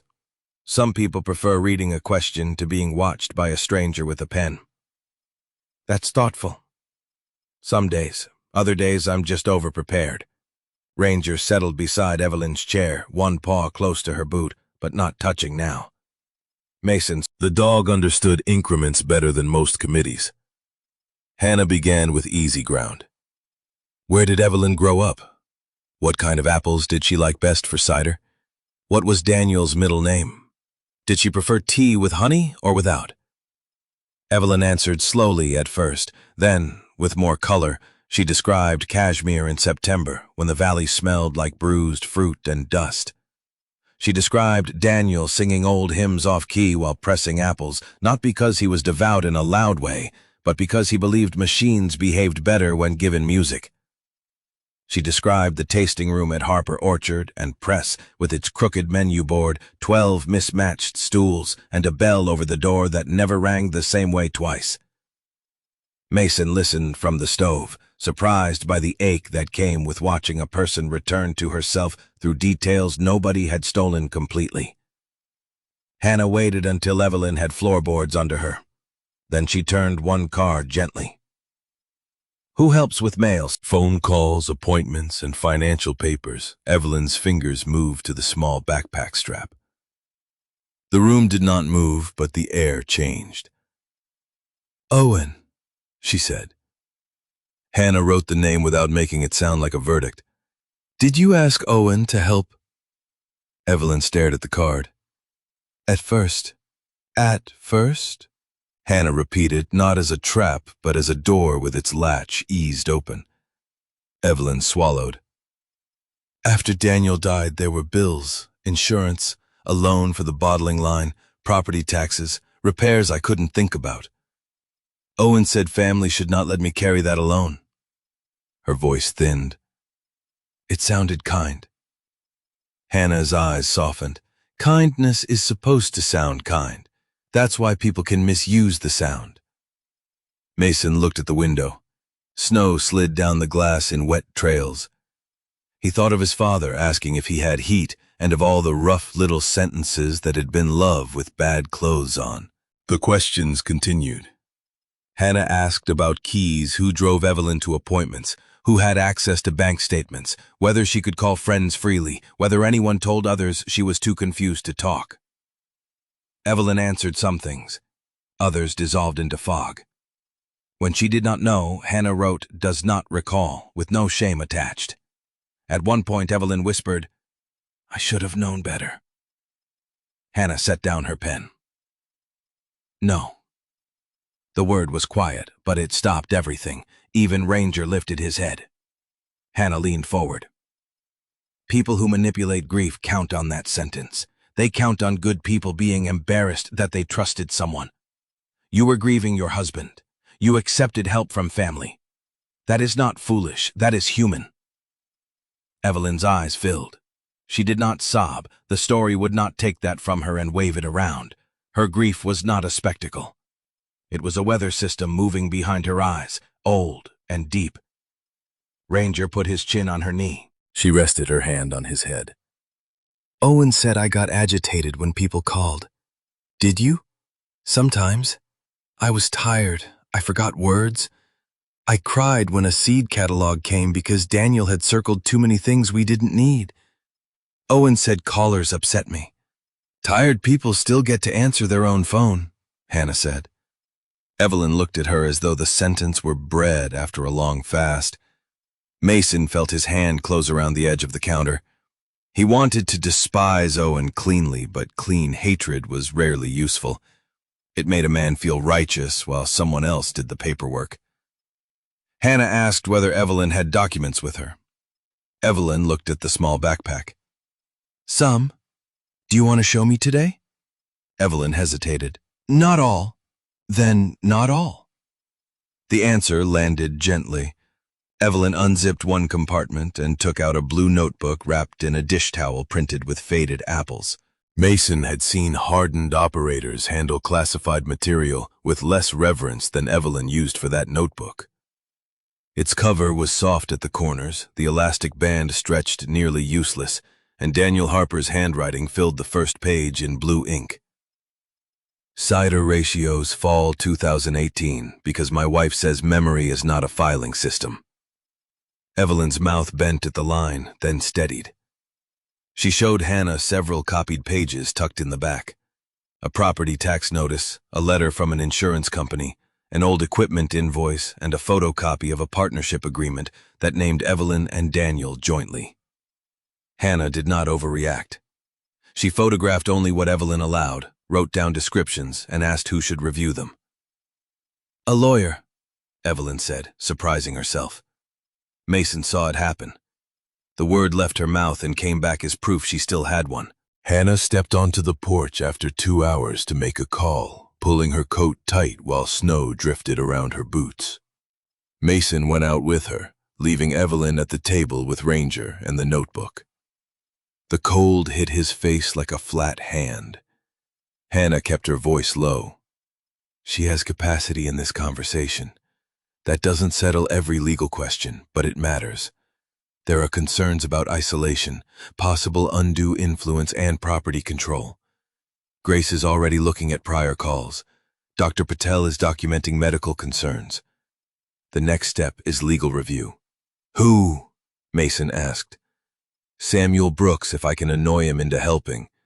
He's semi-retired, which means he complains while doing the work." Mason looked through the window. Evelyn was speaking softly to Ranger, showing him a page from the notebook as if the dog had strong opinions about apple varieties. Ranger looked attentive, possibly because the word apple sounded edible. "Owen will come again." "Probably," Hannah said. "You need to stay calm when he does." "People keep saying that. People can see your face." Mason almost laughed, but the sound had too much gravel in it. Hannah's phone connected, and she turned away to speak with someone named Samuel in a tone of respectful exasperation. Mason checked his own phone while she talked. Another text from Frank waited. "Guess no answer means yes. I put your old tire chains in the mail last week. Probably useless now." Mason stared at the message. He could hear Frank's voice gruff and irritated because tenderness embarrassed him. He typed 3 words. "I have heat." Then he stopped. His thumb hovered. Ranger barked once inside, not alarmed, just a single sound aimed at Mason through the glass. Evelyn looked up. Mason looked at the unsent message. He deleted none of it. He also did not send it, not yet. When they went back inside, Hannah had an appointment arranged for Samuel to come by before evening if the pass of his own driveway stopped pretending to be a glacier. Evelyn gave a tired nod. Her face had changed during the conversation. Not stronger, exactly. Strength had been there all along, buried under other people's descriptions. More visible. Mason made soup because soup required less emotional intelligence than talking. Evelyn watched him ruin the seasoning and said with great politeness, "Daniel believed pepper was not a structural material." Mason looked at the pot. "Daniel had opinions. Many, some correct." Ranger sneezed at the steam. For one warm, ridiculous moment, the kitchen sounded like a place where people might survive themselves. Then Evelyn's eyes moved to the window to the white road beyond it, and the moment thinned. "Owen knows about the notebook," she said, "but not about the menu board." Mason set the spoon down. Hannah looked up from her notes.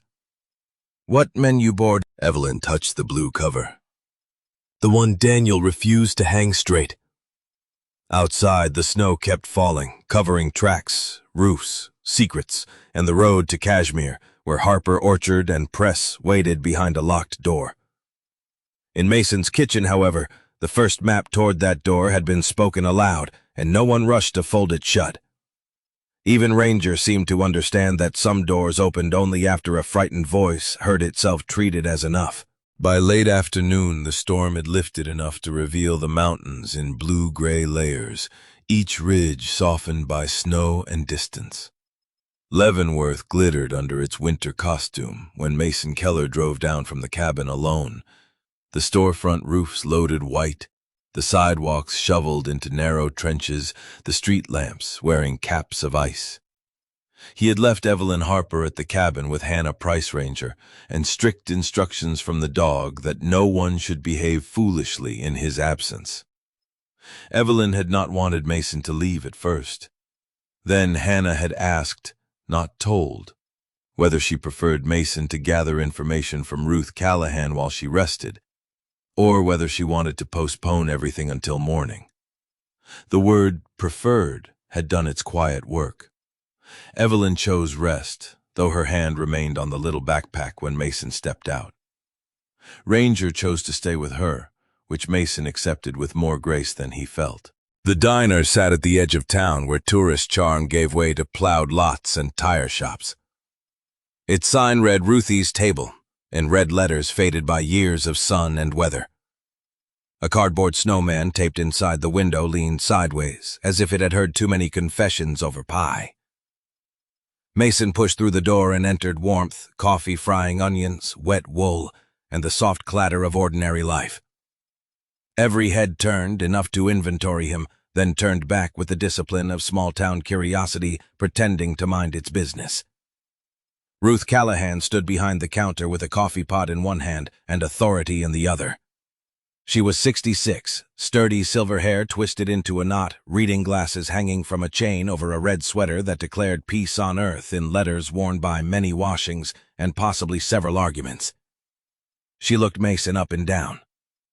"You lost military or hungry?" "Possibly all three. At least you're honest about having no plan."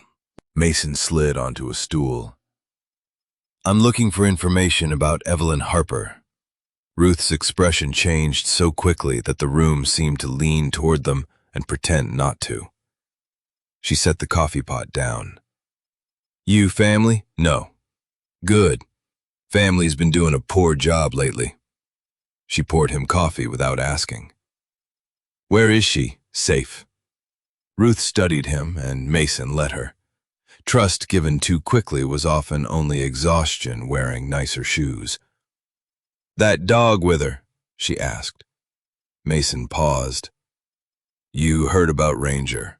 This town hears snowfall and gives it a maiden name. Of course I heard." She leaned closer. "Is Evelyn truly safe? Or are you the kind of man who says safe when he means quiet?" Mason met her eyes. "She is warm, fed, and making choices out loud." Ruth's face softened by one careful inch. "Then drink your coffee before it becomes something I have to apologize for." Ruth did not sit until the late lunch crowd thinned, and even then she chose the stool across the corner from Mason rather than a booth, as if staying half at work made hard memories easier to handle. She brought a photograph album from under the counter, wrapped in a dish towel. "I keep local nonsense," she said. "Church fairs, orchard festivals, baseball teams, men holding fish nobody asked to see. Daniel said I was the county's attic with better pie." She opened the album to a page marked with a receipt. Evelyn appeared there 20 years younger, not young but bright, standing beside a man with wind-reddened cheeks, a plaid shirt, and an expression of permanent mischief. Behind them was a wooden sign, Harper Orchard and Press. A crooked menu board hung on the tasting room wall painted cream with blue letters, cider, apple butter, hand pies, pear vinegar, ask Evelyn about the sensible jam. Evelyn in the photograph was laughing as if Daniel had just said something he would later deny. Mason felt the strange ache of seeing a person before fear had bent them. "That's Daniel. Daniel Harper, yes. Terrible singer. Worst dancer. Best cider from Kashmir to Wenatchee, though half his talent was letting Evelyn correct him." Ruth tapped the photo. "They came in every Thursday after market. He ordered meatloaf, she ordered soup, then stole his fries because she said marriage was a renewable resource. After he died, she still came for a while. Same booth.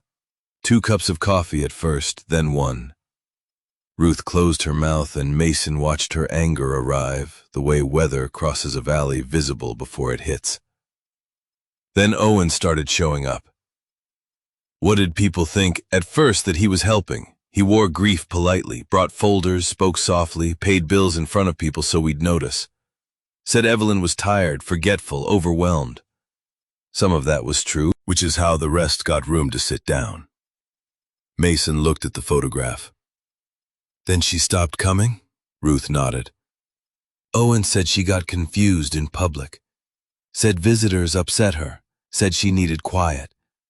Everyone wanted to believe quiet was kindness because believing otherwise meant asking a hard question." The diner noise swelled and faded around them. A fork dropped. Someone laughed too loudly near the window. Ruth turned a page. Another photograph showed Daniel behind the tasting room counter, holding up a pie with theatrical pride, while Evelyn pointed a pencil at him like a warning. The crooked menu board hung behind them again. Mason noticed a small blue ribbon tied around one of the lower hooks. "What's that?" Ruth leaned in. Ribbon. Evelyn tied those on things Daniel promised to fix. He claimed blue ribbon meant award-winning neglect. Her mouth twitched. That menu board was crooked for 20 years. Evelyn said Daniel hid things where impatient men deserved to miss them. Ruth grew still. "He said that—" "She did." Ruth looked toward the kitchen door, then back at the album. "Daniel once told me every important thing in that press house was behind a joke. I thought he meant Evelyn." Mason felt the puzzle shift. Did Evelyn mention a box? Ruth's eyes narrowed. "No, but Daniel did mention the board once, during the Christmas cider drive maybe 6 or 7 years ago. Owen was there too, though he spent most of the time checking his phone and looking offended by manual labor.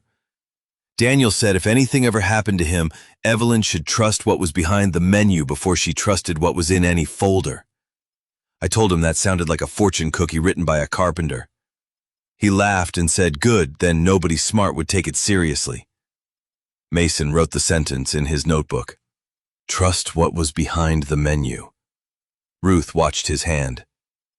"You military men always write like the paper insulted your mother, only when the information is useful. Then write this too.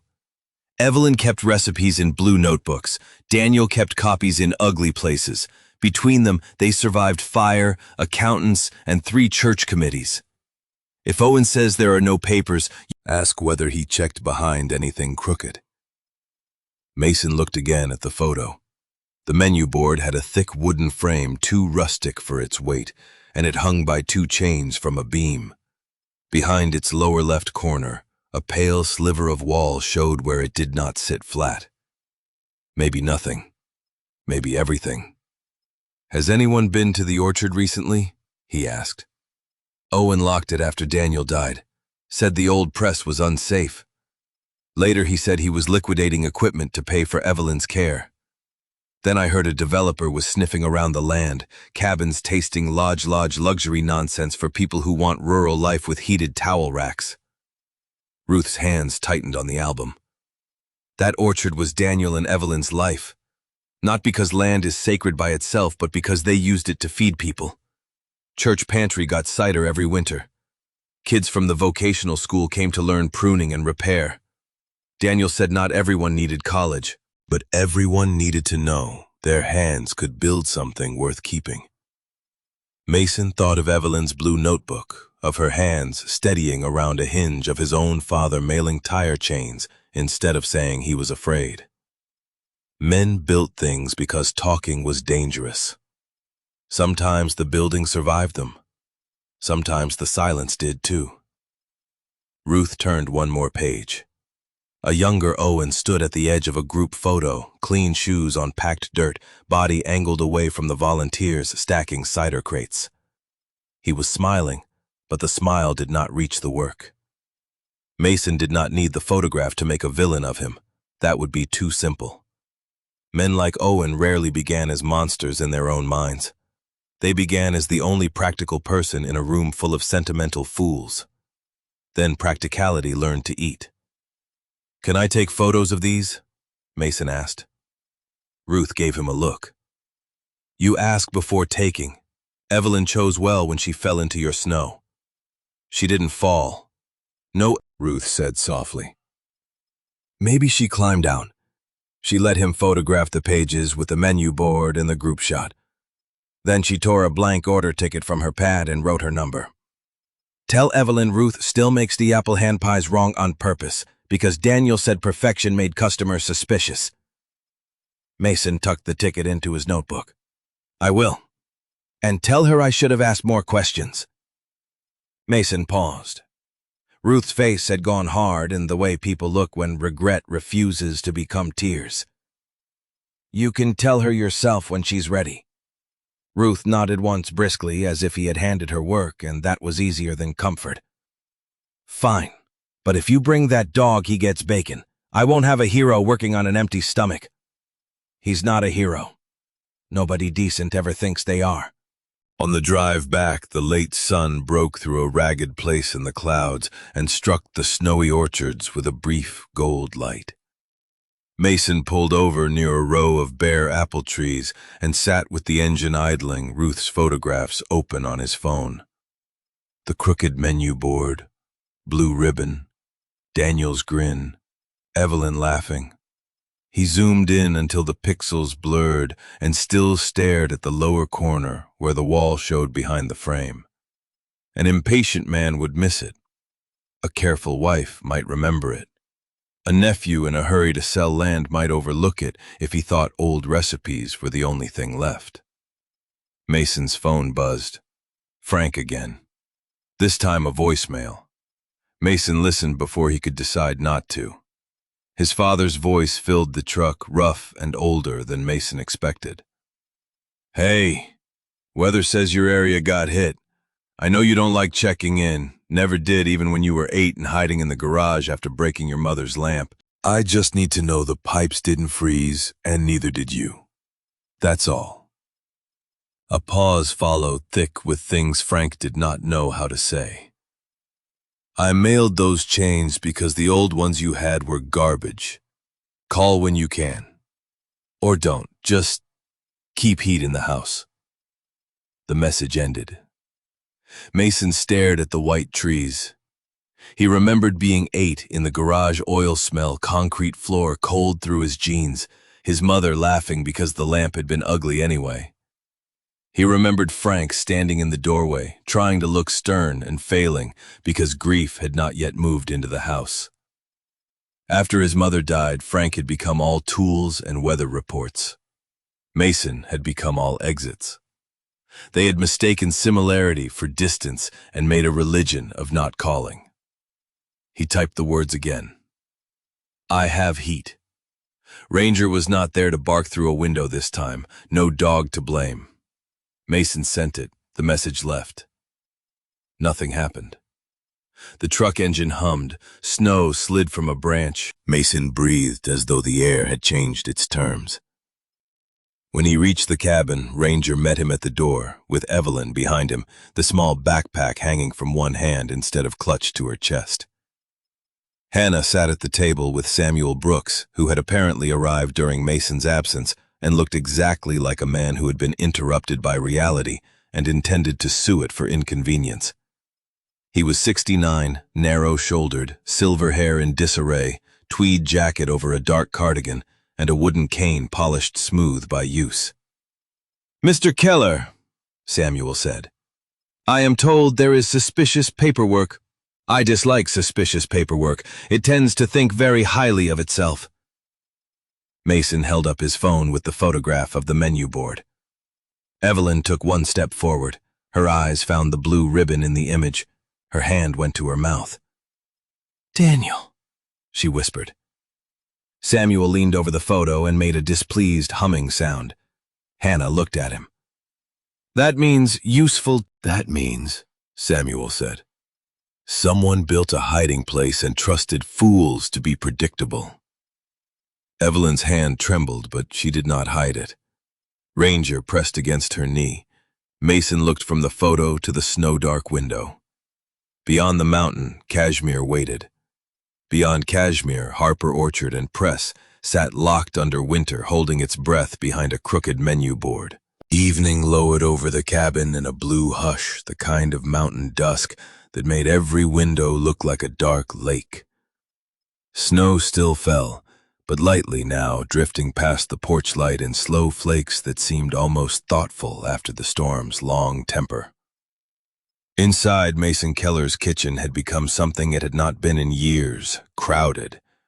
Hannah Price sat at the table with her legal pad and patient eyes. Evelyn Harper sat beside her with Daniel's blue notebook open, but one palm resting near the small backpack on the floor.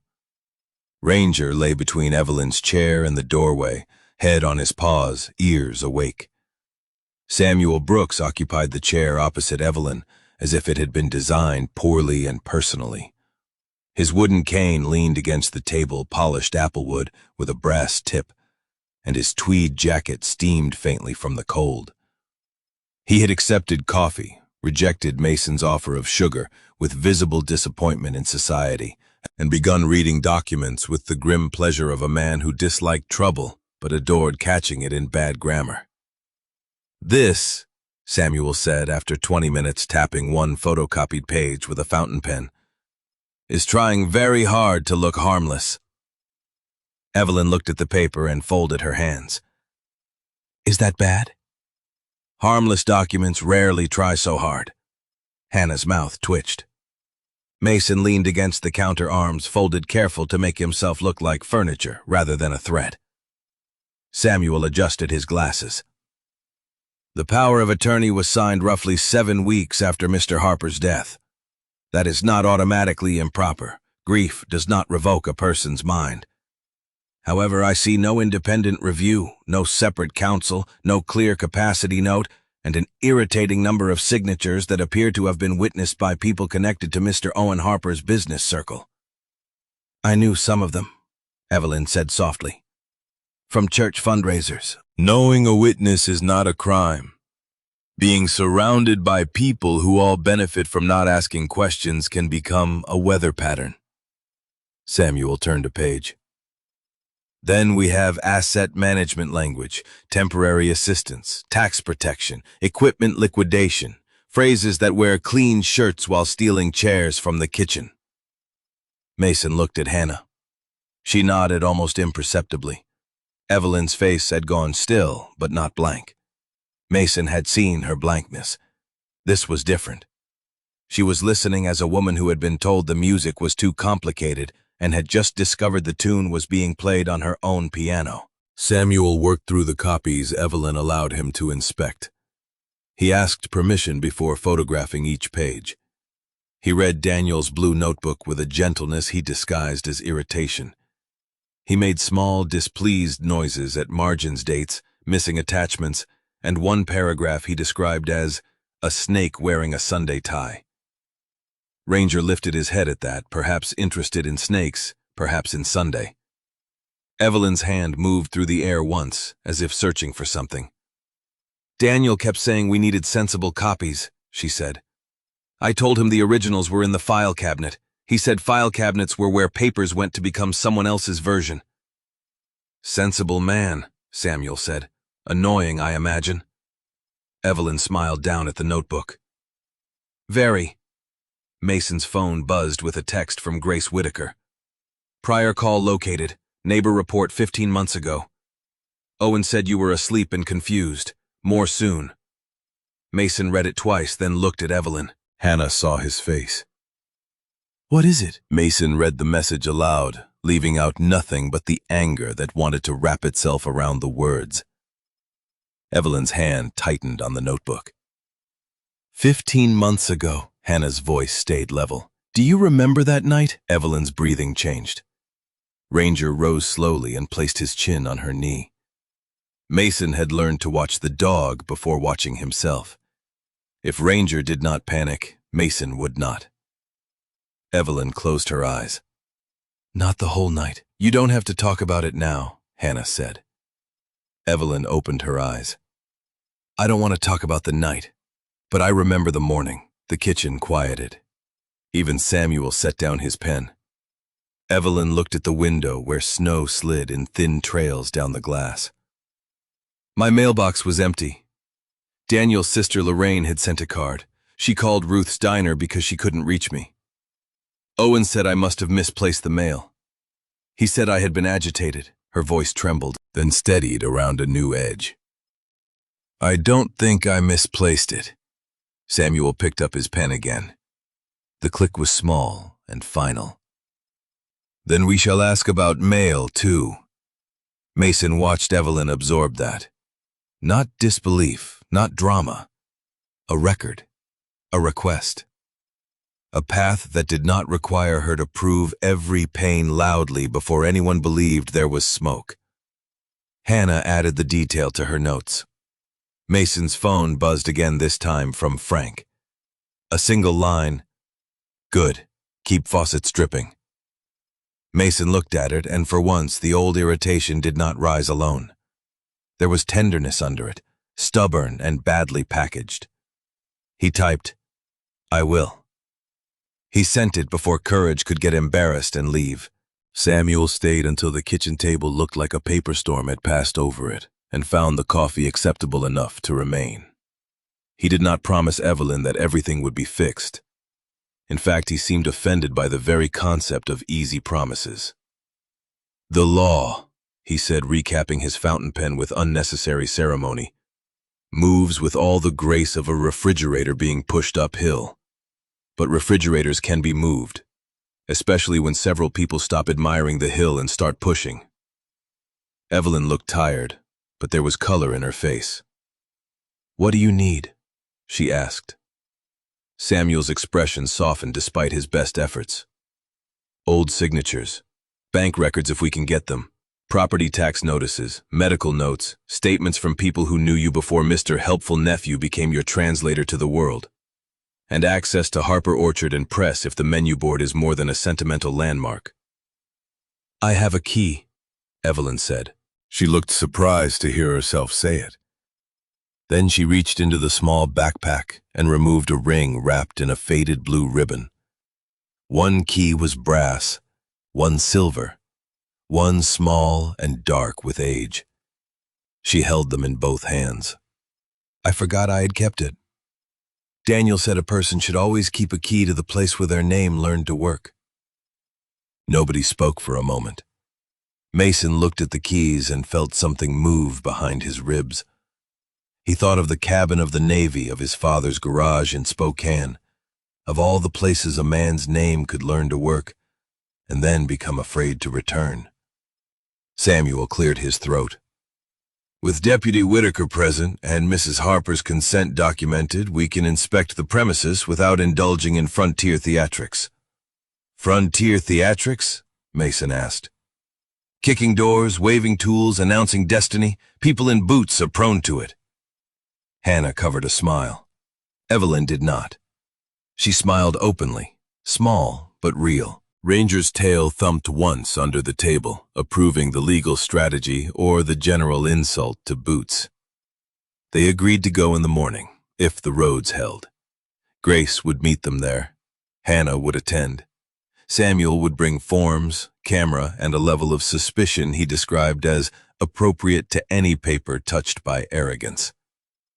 Mason would drive Evelyn and Ranger. The big hiking backpack would remain at the cabin unless Evelyn chose otherwise. At that, she looked toward the mudroom, where the green pack rested by the bench, unloaded of wet clothes, but still bulky with things Mason had not asked about. "I'll take it," she said after a moment. Mason almost objected, then stopped. "All right. Not because I don't trust you, I know. Because I need to decide what I carry." The sentence entered the room and settled there like a beam set into a wall. Night deepened after Samuel and Hannah left their vehicles, crawling carefully down the mountain road. Grace called once more to confirm the meeting and remind Mason with dry precision that the presence of law enforcement did not make him a battering ram with opinions. "I was not planning to batter anything," he said. "Good, continue that hobby." Evelyn laughed from the table where she had been writing on a legal pad Mason had placed beside the blue notebook. After the call, Mason set the phone down and looked at her page. "Anything you want to share?" "Not yet." Then not yet. She touched the pencil Daniel had kept in the backpack, its yellow paint worn near the middle. "I used to mark bushels with this. Sweet, tart, pressed today, hold for pies, bad bruise save for sauce." She rolled it between her fingers. "Strange thing using it on myself now." Mason sat across from her because some sentences deserved company. Ranger lay under the table with his paw on Evelyn's boot. The little backpack leaned against the chair leg. The big backpack waited by the mudroom like a patient animal. "Hannah says memory doesn't have to come in order to be true," Evelyn said. "She's right. Samuel says records prefer order because records are cowards." Also right. Evelyn smiled, then grew quiet. "Owen did not frighten me all at once. That may be the hardest part to explain. He helped with bills, then he answered calls because I was resting. Then he kept mail because taxes were confusing. Then he spoke for me in rooms where I was sitting right there. Each piece looked almost reasonable by itself, like snow on a roof. 1 inch is nothing. Then the beam starts to sound tired. Mason looked toward the ceiling. The old roof held above them dark rafters, strong under white weight. You got out before it broke. Ranger found me before I stopped believing I could. The dog's ears lifted at his name. Evelyn reached down and touched the white comma under his throat. He stood there, as if he had known me before I knew myself. Mason's throat tightened. He thought of the way Ranger had pulled his glove from his pocket, turning violence into absurdity at exactly the right second. He has poor boundaries, Mason said. Evelyn's laugh was quiet and warm. Later, after she went to the guest room and Ranger settled in the hallway again, Mason stood alone in the kitchen with the brass casing chime above the sink. He touched one casing lightly. It rang once, a small, clean sound. His phone buzzed. Frank had sent a photo of tire chains on a workbench with the message, "These are better than what you had. Don't argue." Mason stared at the picture, then typed, "Thanks, Dad." He sent it. The word Dad looked strange on the screen, as if it had been away a long time and returned wearing snow on its shoulders. Outside, the clouds thinned. Above Kashmir, stars began to show. Harper Orchard and Press waited under winter, and behind a crooked board, If Daniel had been right, a hidden place waited too. Mason stood a long while after sending the message, listening to the small brass chime above the sink and thinking that some music came from dangerous things made harmless by patient hands. For once the sound did not pull him backward. It pointed ahead. Tomorrow would not solve everything, but tomorrow had a road, a key witnesses, and an old woman who had chosen to go back on her own feet. That was more than fear had allowed her yesterday. The night held that promise without argument, which was rare enough to feel holy. The morning over Kashmir opened cold and bright, with yesterday's storm piled along the roadsides in blue-white walls, and the orchards standing black-limbed against the snow. Sunlight moved across the valley without warmth, touching rows of apple trees, wire fences, barn roofs, and the long, low building at the edge of Harper Orchard and Press. Mason Keller saw the sign before Evelyn did, or thought he did. Its letters had faded but not surrendered. Harper Orchard and Press, painted once in deep blue on a weathered plank between 2 posts. Snow capped the top like icing. Beyond it, the old tasting room leaned slightly toward the press house. Cedar siding grayed by years of wind, windows filmed with dust and frost. A chain crossed the front gate, but Evelyn's brass key opened the padlock after 2 careful tries. Her hands trembled when idle, but when the key resisted, they remembered patience. She turned it back, then forward, then lifted gently. The lock clicked. She closed her eyes. Nobody spoke. Deputy Grace Whitaker parked behind Mason's truck. Hannah Price stepped out of her sedan with a folder tucked under one arm. Samuel Brooks emerged from a small blue Subaru with his applewood cane looking at the snow as if it had been filed incorrectly. Ranger jumped from the back seat and stood beside Evelyn, not pulling toward the building, not sniffing wildly, just waiting. He had become a metronome for courage. Evelyn wore Mason's spare gray parka over her plum coat, the huge green hiking backpack strapped to her shoulders again, and the small navy backpack held in front, though not as desperately as before. Mason had offered to carry the large pack once. She had said, not yet. He did not ask twice. Now she looked at the sign, and the years crossed her face without asking permission. Daniel painted that after arguing with 3 shades of blue, she said. Her voice was thin but steady. He said navy looked too serious, sky blue looked too cheerful, and royal blue sounded like it would charge extra. Hannah smiled. Which one is it? Evelyn looked at the sign. Stubborn blue. Ranger wagged once. Samuel opened his folder. For the record, Mrs. Harper is present, has provided a key, and has consented to inspection for potential personal documents and property records. Deputy Whitaker is present. I am present. Mr. Keller is present in a non-door-kicking capacity. Grace's mouth twitched. Mason looked at Samuel. You rehearsed that. It brought me comfort. The press house smelled like winter at first. Cold wood dust, old leaves caught under a door, and the faint metallic tang of machinery left too long without purpose. Then, as they moved inside and the air stirred, a deeper scent rose from the dark: dried apples, yeast, cinnamon trapped in floorboards, the ghost of cider spilled during better seasons. Evelyn made a sound so small Mason felt it more than heard it. The main room held long tables, empty bottle racks, a covered press, crates stacked near the wall, and a chalkboard advertising a harvest festival from 3 years before Daniel's death. Dust lay everywhere, but not abandonment. Not exactly. The place felt paused in the middle of a sentence someone else had interrupted. Ranger walked at Evelyn's left side. His paws left clean, dark prints in the dust where snow melted from them. Mason stayed to her right, but a step behind. Hannah kept enough distance to give room. Grace made notes and photographed the entry. Samuel muttered about chain of custody with the devotion of a man praying in legalese. Evelyn moved slowly past the press. She did not touch it at first. Her eyes traveled across the crank handle, the hopper, the stains on the table where apples had once been sorted, the shelf where jars of apple butter had cooled under linen cloths. We used to start before sunrise, she said.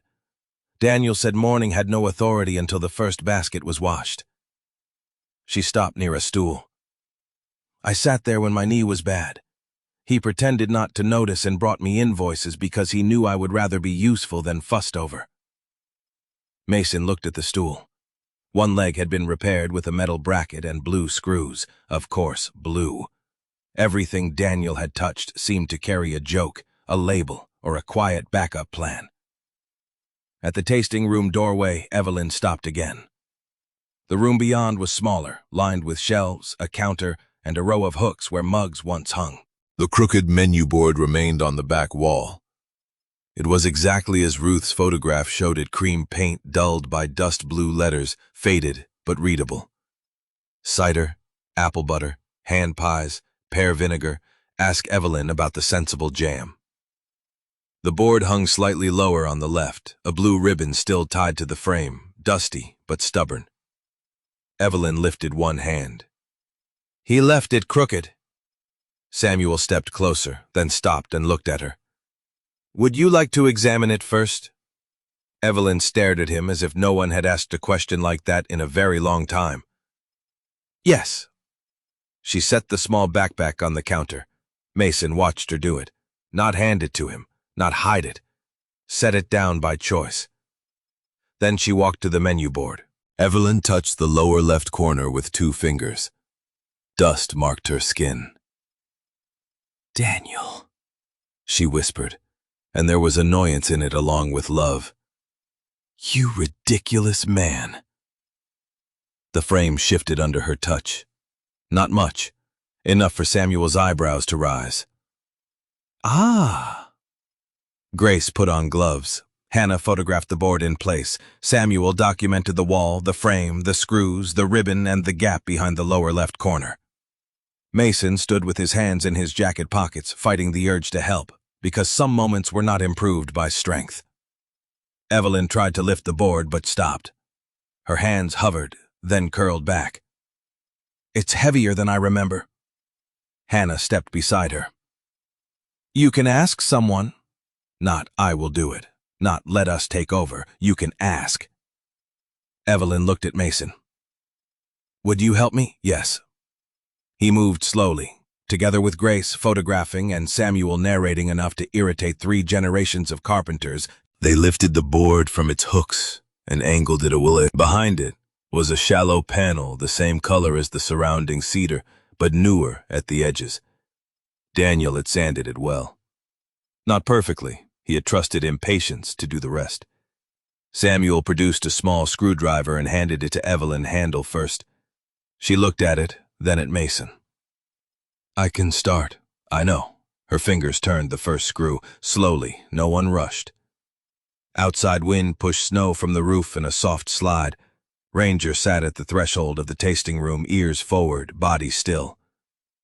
Evelyn loosened 2 screws, then asked Mason to help with the third because it had swollen in the wood. He did. When the panel came free, it revealed a narrow hollow lined with brown paper. Inside sat a round cookie tin decorated with faded red apples, a bundle of envelopes tied with blue string, and a small cloth pouch. Evelyn laughed once under her breath. "He used the Christmas cookie tin." "Security through embarrassment," Samuel said. "Underrated." Grace photographed everything before anything moved. Hannah asked Evelyn what she wanted touched first. Evelyn chose the envelopes. Her hands trembled as she untied the blue string. The top letter was in Daniel's handwriting, addressed simply, "Ev. If I forgot to tell you because I was being brave in the useless way." Evelyn sat on the nearest stool, before her knees could decide for her. Ranger rose, but Mason gave a small hand signal. The dog waited, though his eyes stayed on her. Evelyn read the first lines silently. Her mouth moved around words no one else had a right to hear. Then she folded the letter and pressed it against her chest. Not the backpack this time. The letter. "He knew," she said. Hannah crouched nearby. "Knew what?" Evelyn looked at the tin, the envelopes, the hidden wall. "That I might trust too long." Nobody corrected her.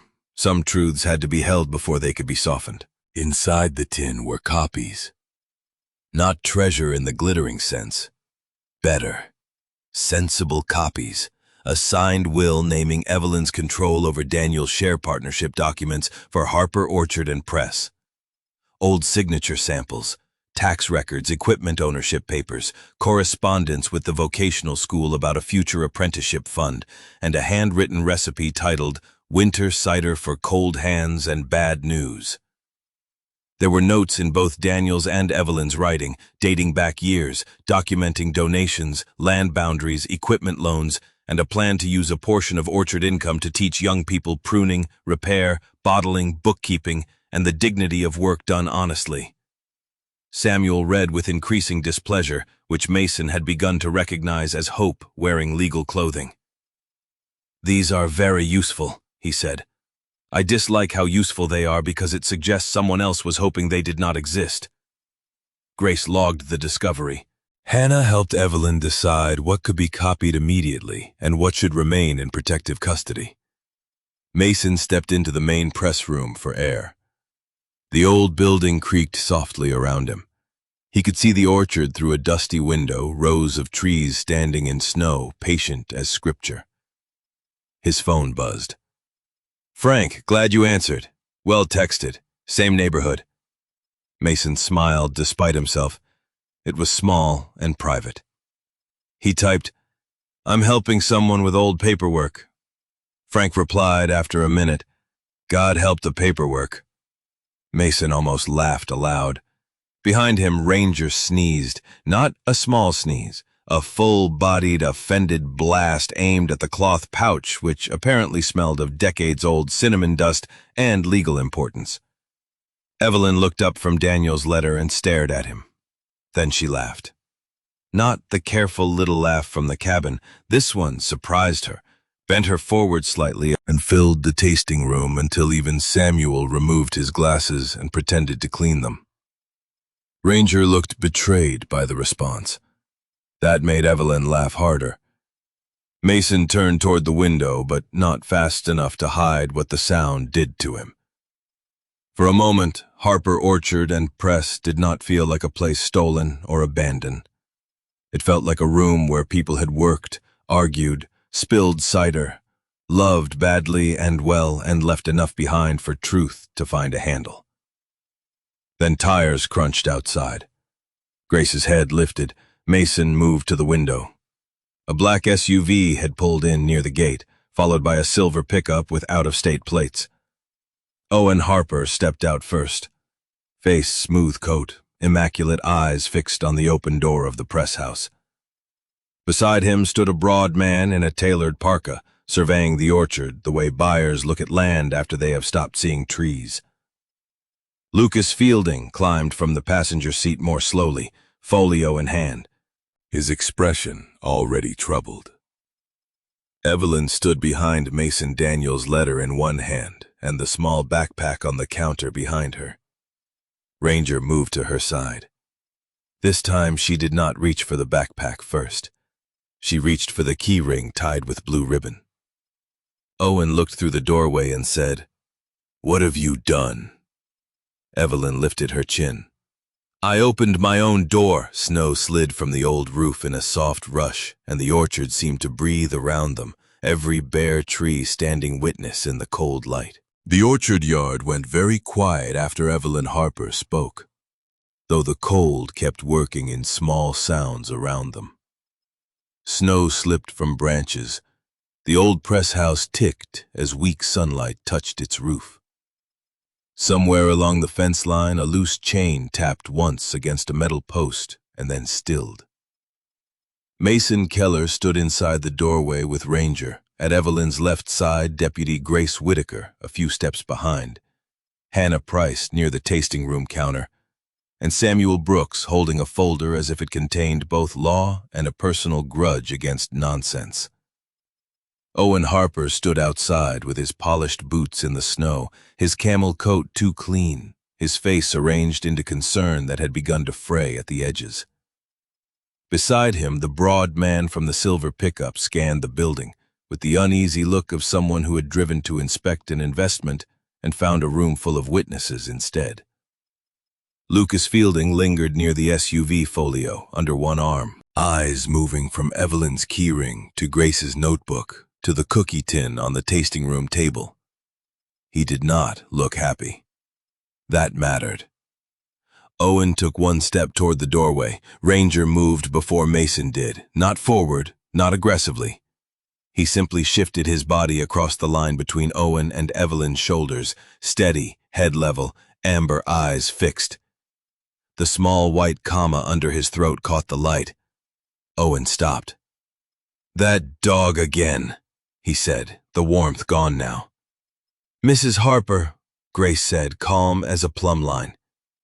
"Do you want Mr. Harper to enter the building?" Evelyn's hand trembled around Daniel's letter.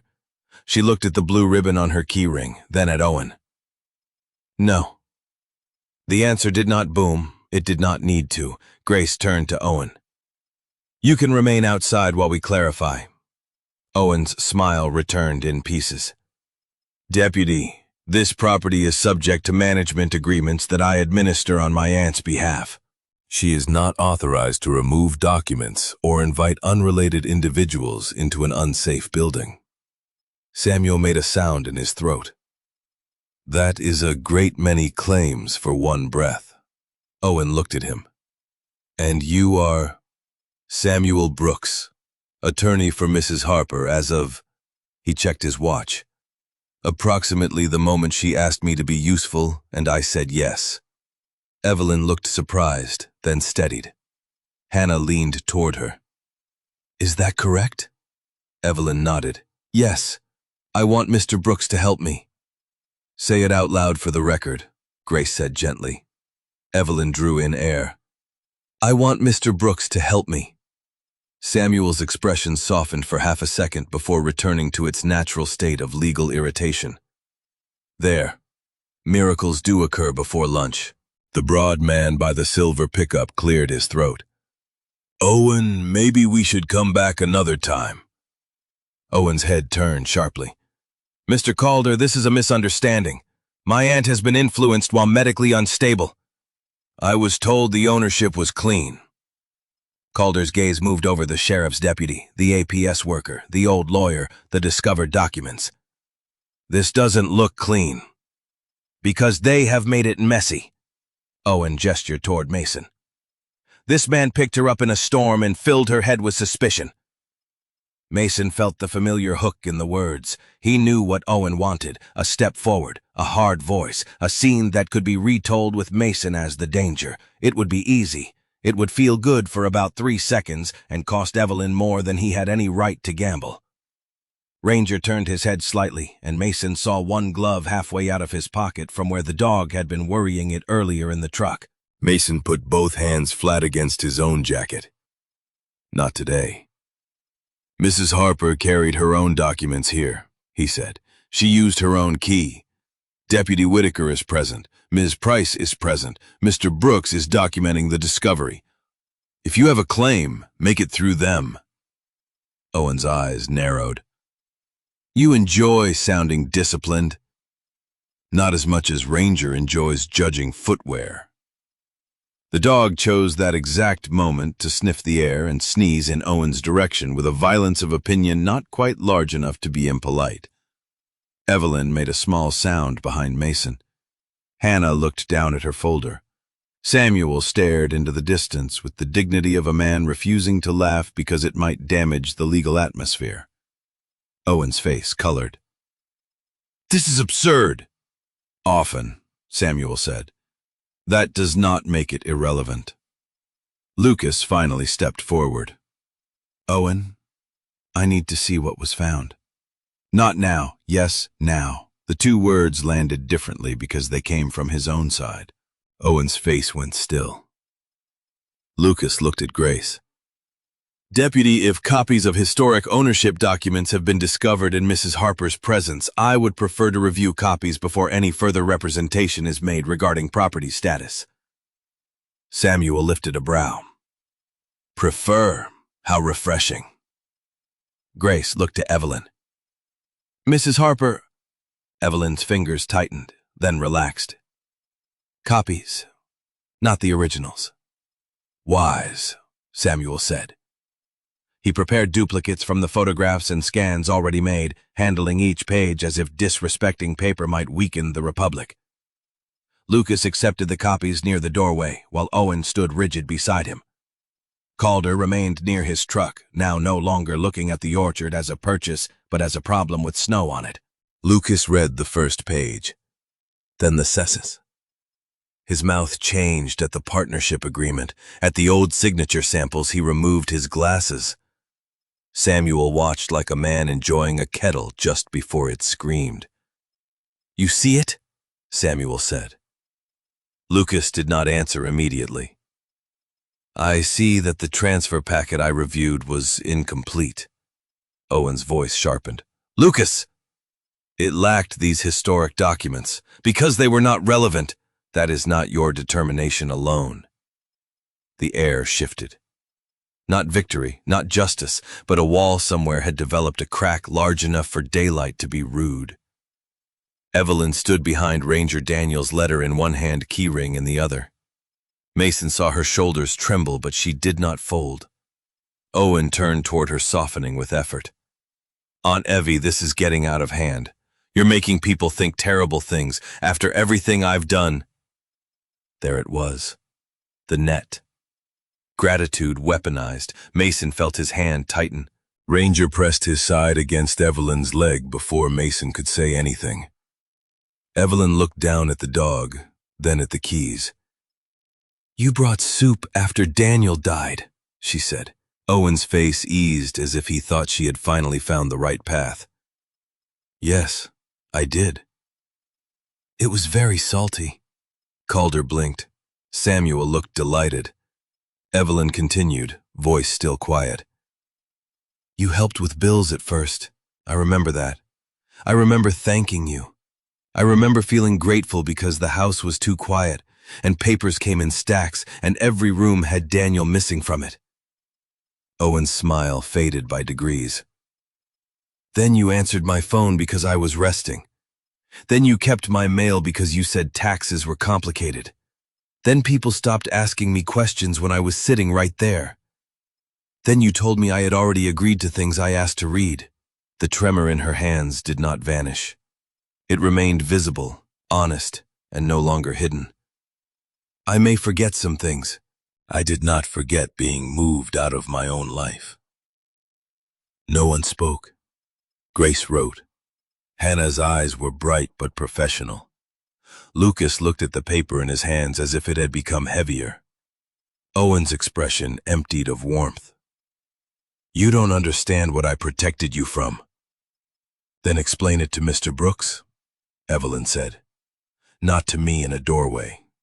Mason looked at her and felt the sentence strike deeper than any shout would have. Owen had no immediate answer. Snow fell from a branch behind him in a soft white slide. Calder took a step back toward his pickup. I'm withdrawing my interest pending clear title. Mr. Calder, Owen snapped, no land is worth this much uncertainty, Calder said. He climbed into his truck, reversed carefully, and left slow tire tracks through the yard. Owen watched him go, jaw tight. Ranger sat, not relaxed, present. Grace informed Owen that the contact and discovery would be documented and that any dispute should proceed through counsel and appropriate review. Samuel added several sentences so dry they might have dehydrated the snow. Lucas asked for copies through proper channels and told Owen in a low voice Mason could not fully hear that he would need complete records before making further claims. Owen's control did not collapse in a dramatic heap. It rarely does in real life. It stepped backward, recalculating. He could still call. He could still object. He could still find smoother words and cleaner offices. But he could no longer stand in a snowy orchard and make everyone pretend Evelyn had no voice. That was the change. Small enough for paperwork, large enough for a life. When Owen finally turned to leave, he looked once more at Evelyn. This isn't over. Evelyn's hand moved to Ranger's head, not to hide but to rest. No, she said. But it is no longer only yours. Lucas followed Owen to the SUV, walking slower than before. At the gate he looked back at Samuel and gave a short nod. Samuel returned it with the enthusiasm of a man accepting a dental appointment. The SUV left. Snow began softening the tracks almost at once. Inside the press house, Evelyn sat on the stool beneath the crooked menu board, now leaning safely against the wall. Her face had gone pale with exhaustion. Hannah brought her water. Mason stood nearby, unsure whether to speak. Ranger made the decision easier by pushing his nose into the cloth pouch again and sneezing so hard he startled himself backward. The pouch contained cinnamon sticks wrapped in wax paper and a recipe card labeled, "For Days When Men Become Dramatic." Evelyn stared at the card. Then she laughed. It was not as loud as before, but it traveled through the room and touched every old shelf. "Daniel," she said, wiping under one eye with her knuckle. "He had no right to keep being this annoying after death." "Love often lacks procedural restraint," Samuel said. "That's why I became a lawyer." Grace closed her notebook. "I thought lawyers were what happened when restraint failed." "That too." Mason turned away, smiling. The orchard outside shone under a break in the clouds. He checked his phone. Frank had texted, "Old paperwork usually means old coffee. Don't drink it." Mason typed, "Too late." Then after a long pause, he added, "I might call later." He stared at the words until his thumb hurt. Then he sent them. Inside the tasting room, Evelyn began placing the documents back in order, with Samuel's help. The small backpack sat open on the counter. The big hiking pack leaned by the door. Neither was in her arms. Ranger lay between them, guarding both, as if they were less important than the woman who had finally set them down. Mason watched the scene and understood with a humility that felt almost like pain that rescue was not taking someone's burden. Sometimes it was standing close while they chose where to put it. Outside, the buyer's tire tracks faded beneath falling powder, but Evelyn's footprints remained inside the press house dust, crossing the floor toward the hidden wall and back again. The room had recorded her return more honestly than any form. No shout could have made that evidence stronger than her quiet steps already had. Justice did not come down the mountain like an avalanche. It arrived in scanned forms, Cautious phone calls, certified letters, updated case notes, and Samuel Brooks complaining that the county records portal had been designed by a committee with unresolved childhood issues. Snow melted from the orchard roofs in slow drops over the next 2 weeks, then froze again each night, making icicles along the tasting room eaves. Owen Harper did not return to Mason Keller's cabin, but his absence did not feel like safety at first. It felt like a held breath. Ranger still lifted his head whenever an engine slowed on the county road. Evelyn still paused before answering calls from unknown numbers. Mason still checked the locks after dark, though now he did it once and knew why. Deputy Grace Whitaker filed the orchard discovery and reopened prior contacts connected to Evelyn's residence. Hannah Price completed her assessment, documenting Evelyn's stated choices, the concerns about isolation, and the importance of supported decision-making instead of having decisions taken over by whoever spoke fastest. Dr. Patel submitted her medical notes through the correct channels. Samuel requested records with the patience of a man who claimed to hate patience but used it like a sharpened tool. Lucas Fielding, to his credit, or his fear of professional embarrassment, provided several files for review and formally advised Owen to suspend action on the property transfer until ownership questions were clarified. "Not a confession," Samuel told Evelyn at Mason's kitchen table. But not nothing. Evelyn sat with Daniel's blue notebook beside her, the small backpack hanging from the back of her chair by one strap. The huge green pack was in the mudroom, emptied at last. Mason had helped unpack it only after Evelyn asked. Inside were clothes, a framed photograph, a tin of buttons, 2 jars of apple butter wrapped in socks, Daniel's old flannel shirt, a cracked ceramic mug, and a pair of pruning gloves stiff with age. Not treasure. Evidence of a person trying to carry a home on her back because she no longer trusted any room to keep it. They found in the bottom pocket a church bulletin from the week after Daniel died, with a line circled in Evelyn's hand. "The Lord is near to the brokenhearted." She had not remembered circling it. Hannah said memory could be true even when it arrived carrying snow in its hair. Evelyn liked that so much she wrote it down. The cabin changed by inches. A second mug stayed near the stove. Mason bought real tea after Evelyn declared his old box warm leaf water with ambition. Ranger began sleeping not across Evelyn's door but halfway between her room and Mason's, as if he had decided the entire hallway was under his pastoral care. Ruth Callahan visited on a Sunday with apple hand pies, 3 casseroles, and a look that dared Mason to resist nourishment. She hugged Evelyn only after asking, then pretended not to cry by accusing the cabin windows of being dusty. "They are dusty," Mason said. "That is not the point," Ruth replied.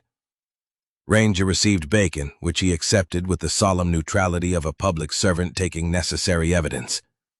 Evelyn laughed more easily with Ruth there, though the laughter still surprised her sometimes.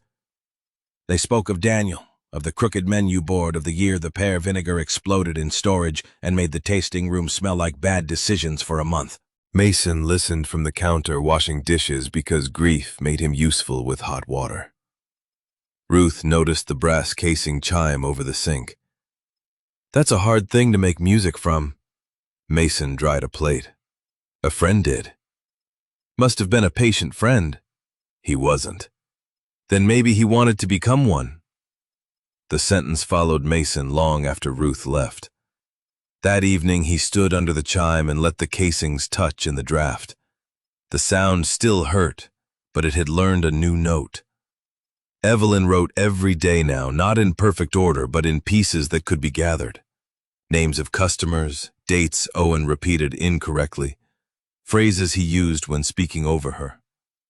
The morning after the missing mail. The first time he called Daniel's notebook sentimental clutter. The day he told a bank officer Evelyn was too tired to join the call while she sat in the next room with her coat on. She did not write to punish herself for not stopping it sooner. Hannah had made that clear. She wrote to give her memory somewhere safer than fear to live. Mason set a fresh legal pad beside her whenever the old one filled. He never read without asking. Ranger occasionally rested his chin on the pages, which Evelyn said was poor clerical practice, but good comfort. Mason's own quiet room began opening too, though not gracefully. Frank called 3 nights after the orchard discovery. Mason had texted that he might call later, then avoided the phone until later became a cowardly country with shifting borders. Frank solved the problem by calling first. Mason stood in the kitchen with the phone buzzing in his hand, the brass chime above the sink, Ranger watching from the hallway, Evelyn reading Daniel's recipe at the table. "You can let it ring," Evelyn said without looking up. "Or you can answer while your hands are still shaking." Mason looked at his hands. They were not shaking much. "Enough," he answered. "Dad." Silence came through the line, alive and awkward. "Mason." Frank's voice was rough. "You got heat?" Mason closed his eyes. Evelyn smiled into her notebook. "Yes." "Pipes?" "Fine." "Truck start?" "Yes." "Good." Another silence. Mason leaned against the counter. He had faced armed men, unstable buildings, dark water, and the endless bureaucracy of leaving a life designed for war. A conversation with his father still made his chest feel too small. "I'm helping an older woman," he said. "Property issue. Family issue." Frank exhaled. "Sounds messy." "It is." "You eating?" Mason almost laughed. "That your legal advice?" "That's my father advice. Legal advice costs more." The words were clumsy and perfect. Mason stared at the floor. "I should have called sooner." Frank did not rush to forgive him. That helped, somehow. "Yes," he said. Then, after a breath, "I should have known how to call after your mother died. Didn't." Mason gripped the counter edge. The old house held him upright. "We were both bad at it. Still are, probably." A sound came through the line that might have been a laugh if Frank had allowed it. "Paperwork." Evelyn looked up. Ranger rose and came to Mason's side, pressing his shoulder against Mason's leg this time, not Evelyn's. Mason put his hand on the dog's head. "I'm still here," he said. The sentence surprised him because he had meant to say something else. Frank was quiet. "Good," he said. "Stay there." The call lasted 12 minutes. They discussed tire chains, weather, a cracked manifold in Frank's old truck, Evelyn's orchard in careful outlines, and not enough about grief. But enough for one night. When Mason hung up, the kitchen looked the same. The cracked tile by the stove remained cracked. The coffee mug near the sink still needed washing. Ranger's hair still clung to everything with missionary zeal. But Mason breathed differently. Evelyn watched him with kindness sharp enough to be almost funny. "Doors," she said. "Don't start. I was only going to say they have uses." Ranger wagged once, smug as a judge. By the end of the second week, Samuel arrived with news that the power of attorney had been temporarily suspended pending review, and that transactions tied to Harper Orchard and Press were under scrutiny. Evelyn listened at the kitchen table with Hannah beside her, Ruth across from her, Mason by the stove, Grace on speakerphone, and Ranger under the table with his paw on the toe of Evelyn's boot. "This does not mean the matter is finished," Samuel said. "Finished is a word people use when they want to sell you a rug over a hole in the floor. But it means Mr. Owen Harper cannot simply arrive and remove you, or proceed as if your voice is decorative." Evelyn touched the blue notebook. "My voice is not decorative." "Correct," Samuel said. "Often inconvenient. Much better." Ruth wiped her eyes and claimed steam from the tea was attacking her. Hannah explained options: a temporary senior support residence, staying with Ruth, returning home with safeguards when ready, or remaining at Mason's cabin for a monitored period if Evelyn chose it, and Mason agreed. Evelyn looked toward the window. Outside, the snow in the clearing had settled, no longer wild, but deep and bright. The big backpack hung empty on a peg in the mudroom. The small backpack rested open on the table, holding Daniel's notebook, the key ring, and the recipe card for winter cider for cold hands and bad news. For once, Evelyn did not grip it. She studied her choices like bushels of apples, checking weight, bruise, sweetness, use. "I would like to stay here for now," she said. Mason felt every eye turn toward him. He looked at Ranger. Ranger looked back with the calm menace of a creature who had apparently already approved the housing arrangement. "All right," Mason said. "But she fixes hinges better than I do, so I may be exploiting skilled labor." Evelyn smiled. Ruth snorted. Samuel made a note. Hannah documented the choice. Grace said, over the phone, "Good. We'll keep checking in." Life settled after that. Not easily, but honestly. Evelyn helped Mason label pantry shelves because Daniel had taught her that unlabeled jars were a moral failing. Mason taught her how to use the weather radio. Ranger learned that apple slices were not all automatically his, a lesson he considered legally dubious. Mason called Frank twice more. The second call lasted 21 minutes. The third included Frank asking whether Mason needed anything, and Mason answering after a long pause, "Maybe you could visit when the pass clears." Frank said nothing for several seconds. Then he said, "I can bring tools." Mason smiled. "Of course you can." One late afternoon, Evelyn stood on the porch beside Mason while Ranger watched snow slide from the firs. "I used to think staying meant being trapped," she said. Mason rested his hands on the rail. "Sometimes it does. This feels different. Because you chose it?" She nodded. Her hand still trembled, not from cold alone, not from fear alone, but from age memory and the work of being alive after someone tried to speak over her. She did not hide them in her sleeves. Ranger lay down between their boots, no longer guarding a door, just sharing the porch. The sun dropped behind the trees and the brass casing chime inside the kitchen rang once in the warming draft from the stove. It sounded, Mason thought, almost like a bell calling people home. Then Samuel's car appeared at the bend with Ruth's truck behind it and Grace's county SUV following, all three vehicles crawling through the snow toward the cabin. Mason straightened. Evelyn picked up her small backpack from the porch bench, not from fear but readiness. Ranger stood. Whatever news they carried, good or difficult, it would be heard at a table where Evelyn had a chair. That was the kind of victory Mason trusted now. Not thunder, not spectacle, but a chair waiting in warm light and nobody daring to speak over the woman who sat there. Ranger settled beneath it, as if guarding the idea itself.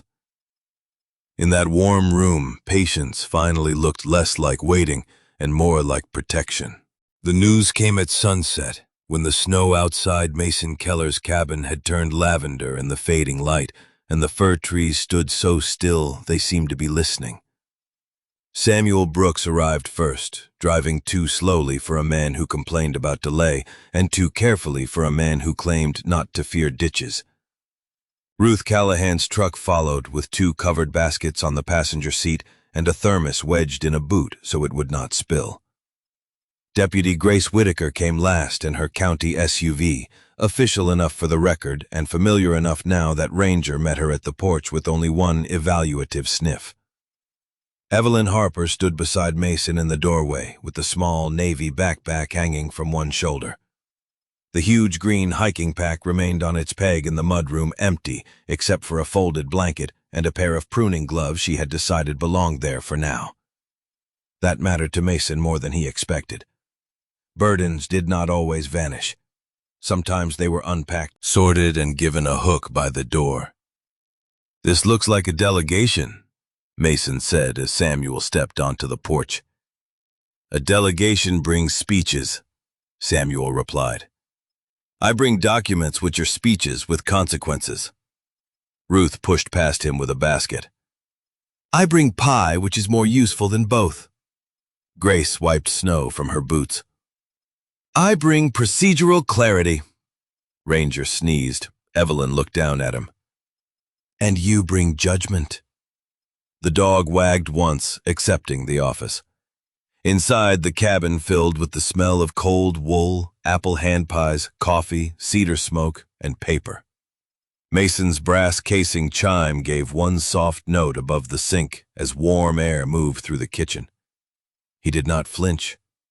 He noticed that he did not flinch, which nearly made him do it out of habit. Instead, he took mugs from the cupboard and set them on the table. Evelyn sat first, not because she was told, because everyone waited for her to choose the chair. Ranger settled at her feet, not between her and the room, just near enough to remind all human procedures that loyalty had arrived before paperwork and expected a seat. Samuel placed a folder on the table and removed his glasses with the solemnity of a man about to accuse a comma of misconduct. The review is not complete, he began. Ruth groaned. Start with something that doesn't make people age visibly. Samuel gave her a wounded look. Precision is a kindness. So is getting to the point before the coffee dies. Evelyn smiled, and the room softened. Samuel tapped the folder. The temporary suspension of Owen Harper's authority remains in place. The court has accepted the need for further review based on medical notes, Adult Protective Services assessment, Deputy Whitaker's reports, and the documents recovered at Harper Orchard and Press. The pending land transaction is halted. Mr. Calder has withdrawn his offer. Lucas Fielding has provided additional records and has advised that he will cooperate with proper inquiry into the transfer history. Is Owen in trouble? Evelyn asked. Her voice did not shake on his name. Mason heard that. Samuel considered. Potentially. But I will not decorate uncertainty. What matters tonight is that he cannot claim you, like misplaced property cannot sell the orchard, while these questions stand, and cannot speak for you without review, as if your wishes are a curtain he may close. Evelyn looked down at her hands on the table. They trembled visible under the warm light. She left them there. My wishes, she said. Hannah was not present, but Mason heard her in the way everyone waited. Grace leaned forward. Your wishes. Ruth reached across and touched Evelyn's wrist only after Evelyn turned her hand upward. Daniel would be insufferable about this. Evelyn laughed softly. He would label the folder. What would he write? Mason asked. Evelyn looked at the papers, then at Ranger, then at the little backpack. Things Owen hoped I forgot. Samuel brightened. Excellent title. Perhaps too emotionally satisfying for a legal exhibit, but excellent. Grace slid another document across the table. There is also a practical matter.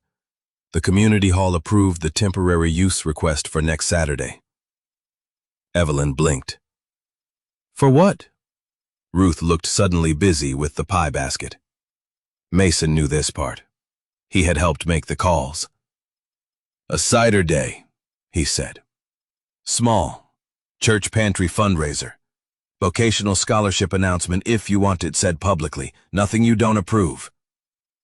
Evelyn stared at him.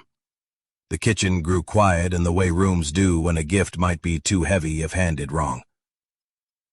Daniel's fund, she whispered. Samuel nodded. It cannot be fully established until the property review is farther along, but a restricted community account can be opened for donations toward trade tools, pruning classes, repair workshops, and related training. Modest beginning. Legally tolerable. Morally irritating to anyone who preferred the orchard silent. Ruth smiled fiercely.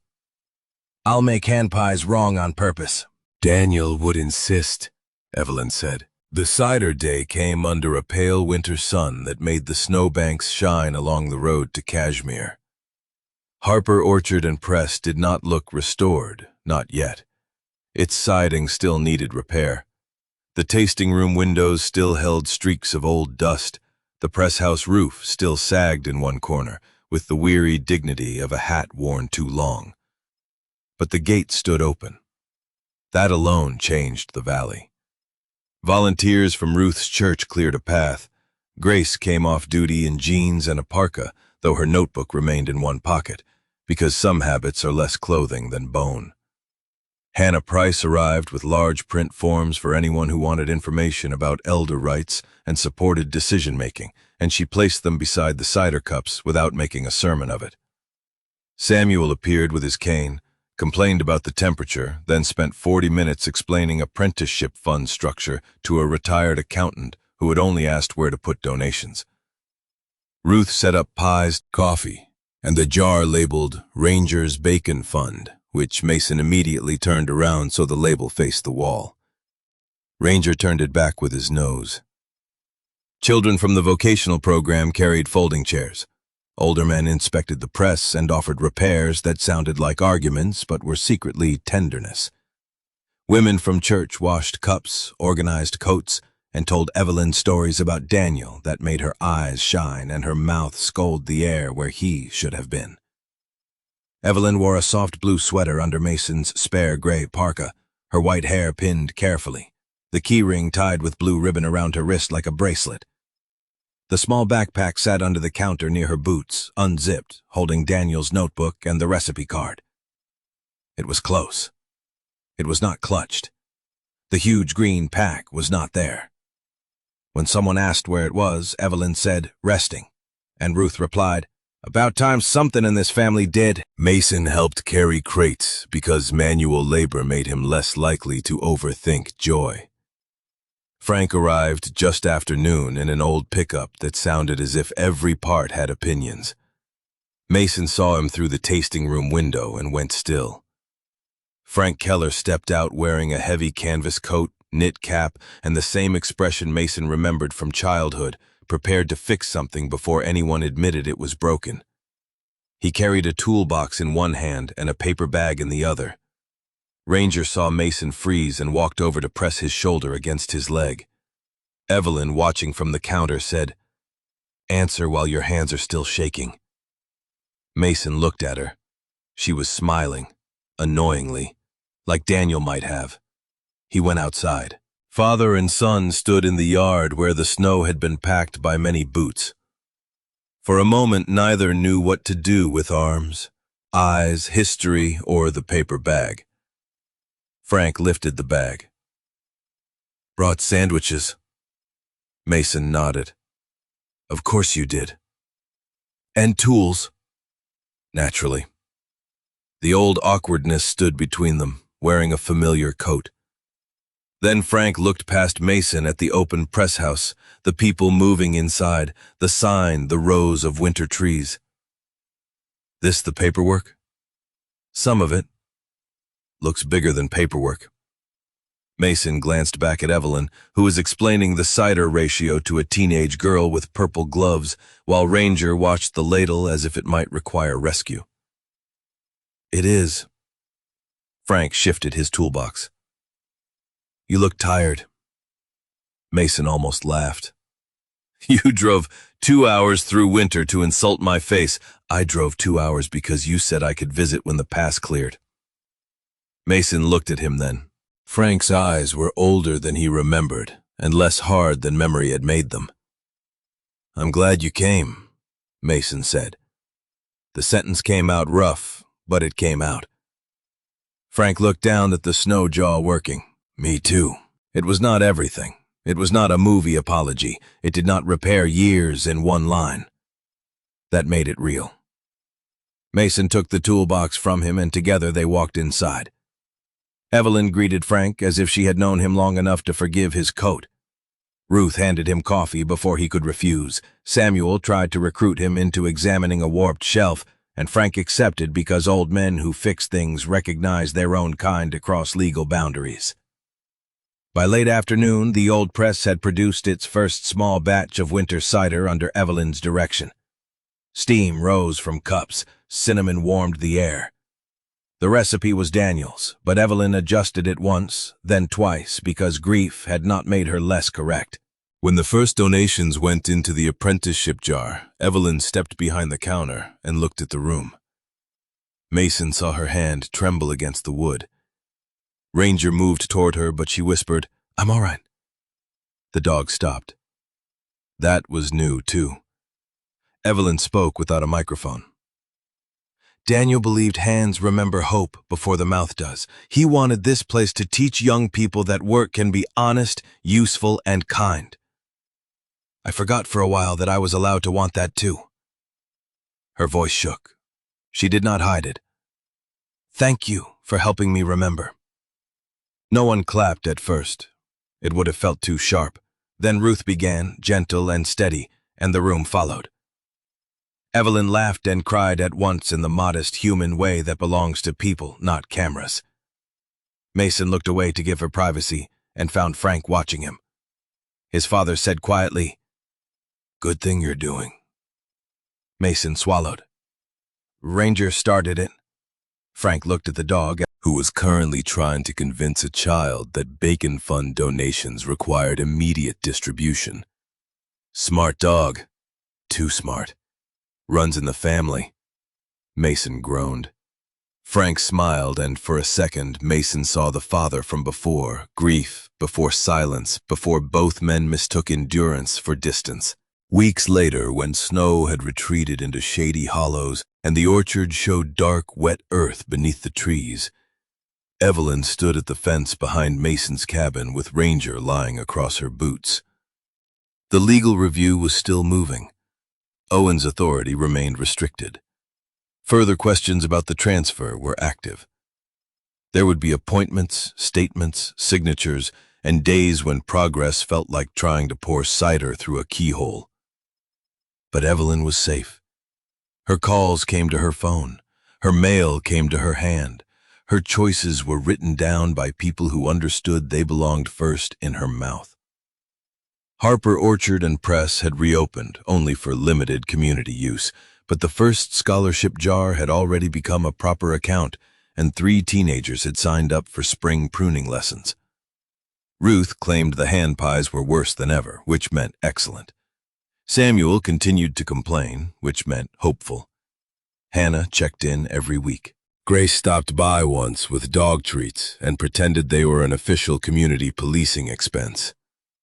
Frank visited Mason twice, each time bringing a tool he said the cabin lacked and a story he said was not sentimental because it involved an engine. The brass casing chime still hung above Mason's sink. Some nights it rang and hurt. Some nights it rang and called him toward the phone. He had learned that healing did not always remove the sound. Sometimes it taught the body a second meaning. Evelyn adjusted her blue scarf against the wind. "I used to think carrying everything proved I had not lost it," she said. Mason leaned on the fence beside her. "Did it?" She looked toward the mudroom window where the empty green backpack hung on its peg and the small navy one sat on a shelf below it. "No. It only proved I was tired." Ranger sighed deeply, perhaps in agreement, perhaps because philosophical conversation delayed dinner. Evelyn smiled. "Now I know where things are." "That is different." Mason's phone buzzed, a message from Frank Maidstew. "Too much. Bring the dog if you come." Mason read it twice, then he typed, "Will come, Sunday." He sent it. No hovering, no deleting. Evelyn noticed, but did not ask. The evening light moved across the snow patches and the dark trees, turning everything briefly gold. Ranger rose, shook himself, and trotted toward the cabin, then circled back when the humans failed to follow at an acceptable pace. Evelyn touched Mason's sleeve. "Thank you." He looked at her. "For what?" "For not taking the bags from me before I was ready." Mason thought of the morning she appeared out of the white storm, bent under one pack, clutching another like a heart outside her body. He thought of Ranger standing beside her as if he had been born for that exact patch of snow. "Ranger asked first," he said. Evelyn laughed softly. Together they walked back toward the cabin, not rescued people and rescuers, but not broken things made magically whole, but a small company of the still healing, moving toward warmth. Inside the chime rang once. Ranger pushed the door open with his nose before Mason could reach it, proudly violating several standards of manners. Evelyn stepped in first. Mason followed. The backpacks remained on their hooks and shelves, the stove glowed, the dog settled in the middle of the kitchen where no doorway needed guarding, and for once, the house did not feel like a place built to watch for fire. It felt like a place where people could come in from the snow and be believed. Sometimes God's mercy arrives quietly, through a dog who refuses to leave a neighbor who asks one more question, a doctor who listens carefully, and a stranger who chooses patience over pride. Evelyn's story reminds us that no one should have to prove pain loudly to be believed.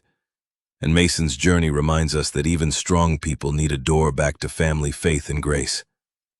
If this story touched your heart, comment Amen and share it with someone who may need to remember that their voice still matters. May we notice the trembling hands, the heavy bags, and the quiet people waiting for kindness. Subscribe for more stories of loyalty, healing, and second chances. May God bless you and bring peace gently to your home.